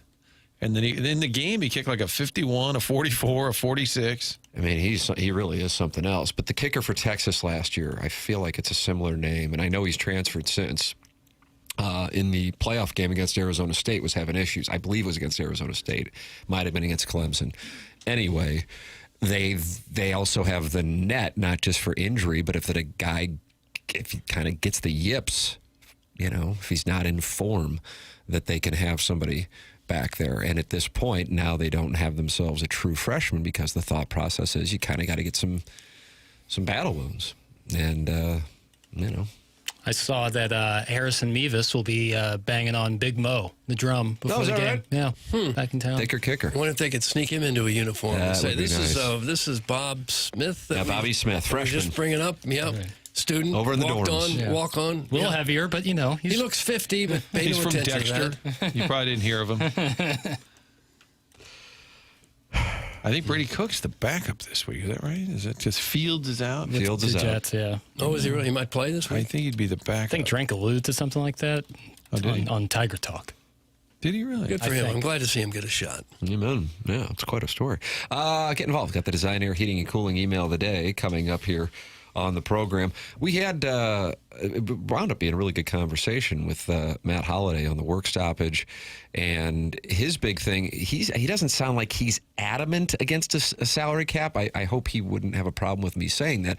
I feel like if you're going to do a salary cap, though, this is Holliday's perspective, then you have to have a floor because teams really aren't trying. Well, I don't know where this came from, but this was just in my TikTok feed. Mookie Betts and Nick Castellanos talking about it. And together? Together. I don't know. I mean, Mookie does a podcast. So this is recent? Yeah, I believe. Okay. Maybe not. That might not be the case. All right. Well, either way, it's still relevant to the conversation that we have with Holliday. You want to hear this. Mookie Betts and Nick Castellanos coming up here on TMA.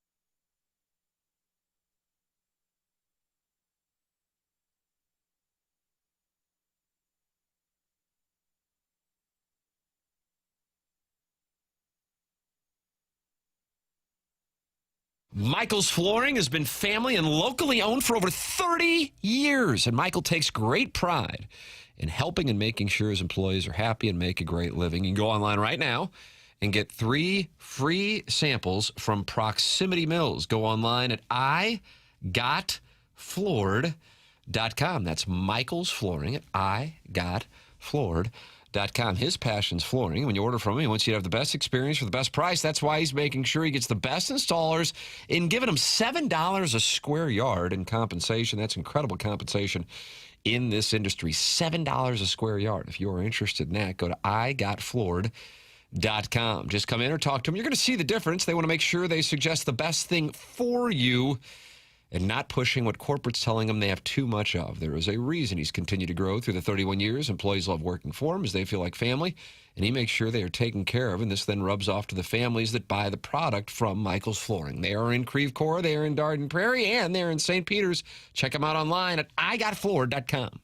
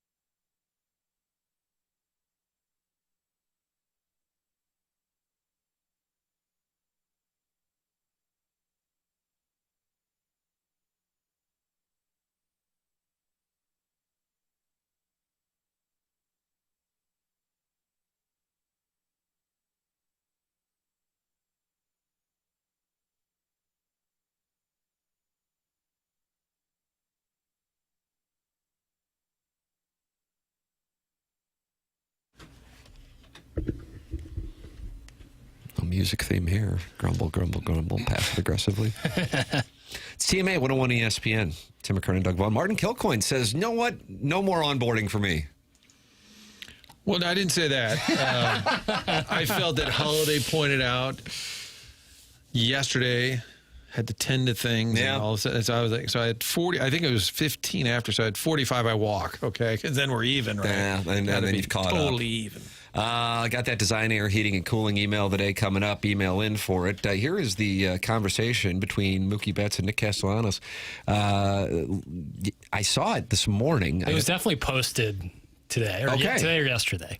Now, when the podcast actually happened, we don't quite know yet. Matt Holliday will love this. See what Cardinal fans think. Take a listen. How many organizations do you think are all in on winning, where money is just...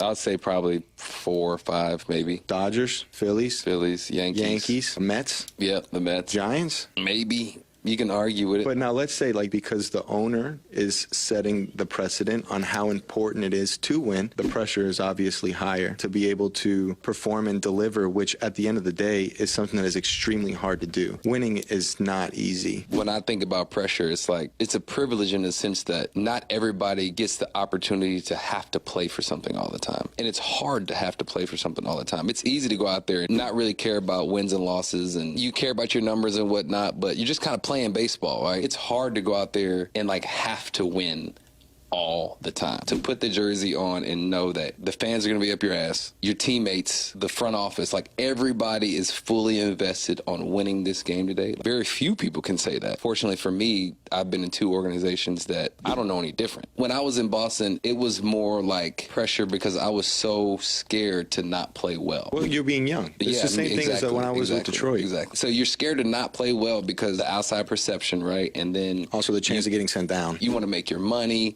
Like, there's a lot of things that kind of go into playing. It's a beautiful thing, something that you definitely have to embrace. It's a heavy thing. Mookie Betts, Nick Castellanos on their podcast, or Mookie Betts' podcast. They say 4 teams are all in to win, and maybe they include the Giants in there. I appreciate professional players currently in the game naming the teams that do care. They probably forgot Toronto. They've got a $253 million payroll. Yeah, that's kind of a little sneaker. When I was going through the payrolls with Holiday yesterday, I'm like, yeah, I don't think too many people would have named them as a top 5 payroll. I see the Dodgers this year, $348 million. Cardinals are $130. Miami, $66. Wow. Betts just clearly communicated exactly what the Cardinals front office refused to acknowledge. That's from Yasiel the Boy Puig. Okay. Well, so I think everyone knows this. The question is, what do you do about it? Can you do anything? And when Holiday talks about it, or really most players, former players talk about it, you always hear that level of distrust when they talk about, okay, fine, you want to do a cap? Okay. Make sure you spend. You got to have the floor. And then I think they don't trust the bookkeeping either when they talk about the numbers. Yes. I just don't think they can get past that level of distrust. What would be fair numbers if you got one team like the Dodgers spending almost $350 million this year and Miami at $66 million? What would be fair ceilings and floors? My honest answer to it is a very fair question, and one that I kind of wonder myself is I really don't know. Because it depends on the revenue of these bottom teams, right? I don't know, but I really do think part of the model for some owners is we're just going to take the luxury tax distribution and we're going to have a profit, and we don't care if we win. We don't have an obligation to try to win. So I'll go, Doug, 130 and 225. Okay. And that is me 100% speculating. Right. What do you think? You see anything that stands out? That would be a major increase for some of these bottom feeders. Yeah, well, major F off, because I think I really do think that's kind of the model. So I do think that what Holiday is presenting, I liked that conversation because it wasn't just a salary cap, no. He gave his reasoning, some of the things. He called Houston a small market team. That upsets, I don't know if upset some people, but people pushed back on that, I guess would be a good way to say it. When he said that, people were texting about it. But he said, but you also have to have a floor. If you're going to negotiate, you can't just take. So players would be happy if there was a floor. And I think fans would probably be happy if there was a floor. Mm-hmm. Yeah. And I would think players, not the star players who want the absolute top dollar, but I think a lot of players would be like, oh, great. Pittsburgh just made a huge offer. Yes, it's relative better term. If you're like a fringe star, you all of a sudden get some offers you weren't going to get before. I wonder if they put in a floor, if that might lead to lawsuits from some of these teams saying, wait a minute, how can you tell me I have to spend X amount of money if I don't have that much coming in? Right, that's where it's tricky to determine. You'd have to find out with each team, what are they bringing in? Because you could bankrupt a team. All right, you must spend $150 million. And they say, well, we're going to lose money. There have to be maybe even a period where you transition it in. Well, the NBA has a salary floor that's set at 90% of the cap. The NFL has a hard salary floor requiring teams to spend a minimum percentage of the salary cap. And the NHL also has a salary cap and a corresponding floor with a set floor amount. Major League Baseball has it. Right, so I guess you can get away with it. Nor the floor. Now, I'm sure people with regard to the NFL would go, well, they have the television revenue share, which is certainly a big reason why a franchise in a market as small as Green Bay can go out and bring in what I think most people would agree is the most impactful defensive player and sign him to a long-term extension and have him reside in freezing cold Wisconsin during November, December, and January. That would not be an option in baseball.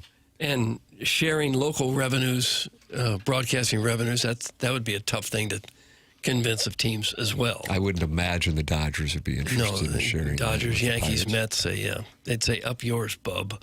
That's what they'd say. So that would be the memo? I think so, yeah. But that would equal it all out. But it might be the first couple of years. There's still a little bit of luxury tax, and that kind of helps those teams as they transition into meeting the floor. But they would also eventually, you would think, if you were attempting to be competitive, you might increase your revenue. You might have more people going to games. I mean, I would love to look in Pittsburgh. What is the attendance when Paul Skeens pitches versus when he doesn't? Because if you keep a guy like that around, people are going to be more excited about your team. You already know he's going to end up on the Dodgers or the Yankees or the Mets. It's just predetermined. If I were a Pirates fan, why would I go to a game? Whoever's great is going to be gone. Sharing all of the local broadcast revenues might be the only way to actually make it as equal as the NFL. Tell every team, you just go and get as much as you can for your local rights. We're going to put it in one giant pool and split it up 30 ways. That would even it out. Right. I'm not saying it'll ever happen, but that would certainly even it out. I got the Design Air Heating and Cooling email today coming up. Martin, you said 10:45 is your cutoff. Now you're even. All right, for voting purposes. Oh, the Design Air Heating and Cooling email today with Martin Kilcoyne is coming up next. This is TMA on 101 ESPN.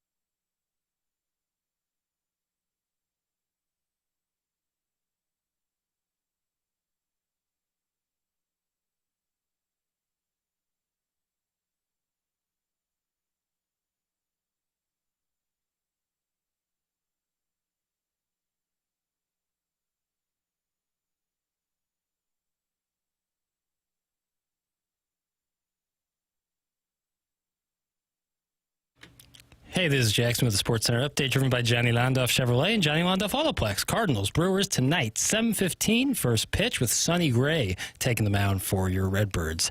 That was another Sports Center update, driven by Johnny Londoff Chevrolet and Johnny Londoff Autoplex. See them at londoff.com. Chevy, together we drive. Are you kidding me?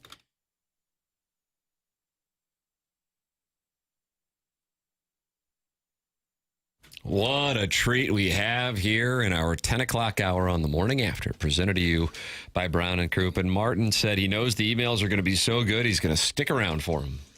Well, this hour kicked off with Shruzy and Buzz. Yeah, a lot of momentum.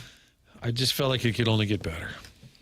So we'll have the design, air, heating, and cooling email of the day. The boys, BK and Ferrario. Doug was just talking with little Jackie Papers and said they may have Jordan Kyrou or Logan Mayu right out of the gate. Right. Jackson said, well, who are they? No. Jackson said, well, fine, but we've got email today. Yeah, exactly. Back and forth the producers go.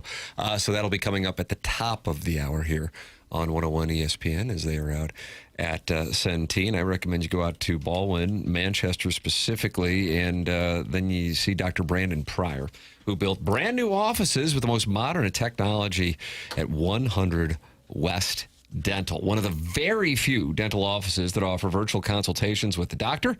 No phone calls needed to get into 100 West Dental. Just go to 100westdental.com. Check the calendar online for availability and book right then and right there. It's 100 West Dental. No insurance, no problem. The membership plan aids in the cost of dental work for those who don't have dental insurance. And they have a huge offer going on that if you mention my name, you get $1,000 off Invisalign at 100 West Dental. If you're on the fence about Invisalign, they have a digital scanner that can show you a simulation of what it'll look like before you even go through with it. It's 100westdental.com. 100westdental.com. All right, boys, got a little warning here. Because the chairman is doing a sound story right now, we've got a bunch of emails. He usually filters them. Mm-hmm. I'll filter them while you read the first couple. All right, then I'm only going to read in the filtered. Yeah, I'll filter them as we go here. Do you have a different filtering system, Hochi Papers? No. There's a handbook for email filtering, and it's uniform? Yeah, one could say that I taught the chairman how to filter, so... Well, I mean, one could wax say that on, is what wax happened. off over here. Yeah, Mr. Miyagi. Wow. Is that Pat Morita, Doug? I believe it was. And then he had the diner. Yeah. Happy Days. Yeah. I was a cab driver in Honeymoon in Vegas. Have you done a Honeymoon in Vegas movie, boy, yet? Not yet. Probably for Vegas week. Oh, when I'm in Vegas next week? No, but I assume I'll do a Vegas week at some point. Oh, yeah, for sure. Jackson just stared you down hard. Why wouldn't you? He just stared you down like Phil Did I Ivey. get mean mugged? Yeah, you did. Well, if you're watching on YouTube, you catch some things that the listeners just can't. Time for the Design, Air, Heating, and Cooling email of the day. I've been going nowhere fast, so I'm switching things up, going old school. Gonna G-E? Gonna gee to me the Ida McKinley cut. That's from Midge. What kind of email was that? Next. Midge. Well, I didn't get it. I'm disgusted. Disgusted with myself. I didn't start my email yesterday complimenting Tim. I chose the shortcut, which is always the longest road. So Tim is not only intelligent, he is also extremely handsome. Max Palmer was 8'2". He played the man ape in the cult classic Killer Ape. Max wrestled from the great state of Arnold, Missouri. Max's adoptive son was Hall of Fame pitcher Jim Palmer. Is all this true? No, I don't believe it is. Nice show prep, nincompoops. I didn't mean that. I'm just still mad at myself. You know, you talk about history repeating itself. I got kicked out of Cobbler Technical School for taking the shortcut. I knew I had used the wrong stitching on my class project, so I started to give teacher Mikey the friendly handshake. The quick result ruined everybody else's displays. A name that cannot be said on radio. That's the emailer's name? A name that cannot be said on radio? I'm not sure. I don't know. It was never... There's a period after that, and that's not like when you sign your name, Doug Vaughn, do you put a period after it? Not usually, no. So I don't know.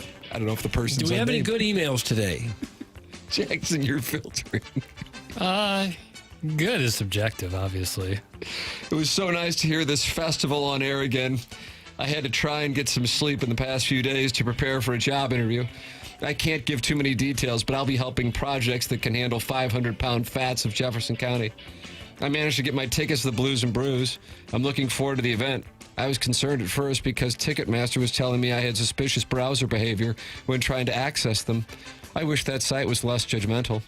If I want to look at the Real House Husbands of Wentzville calendar or generate AI photos of Doug in a one-piece swimsuit, then that's my business.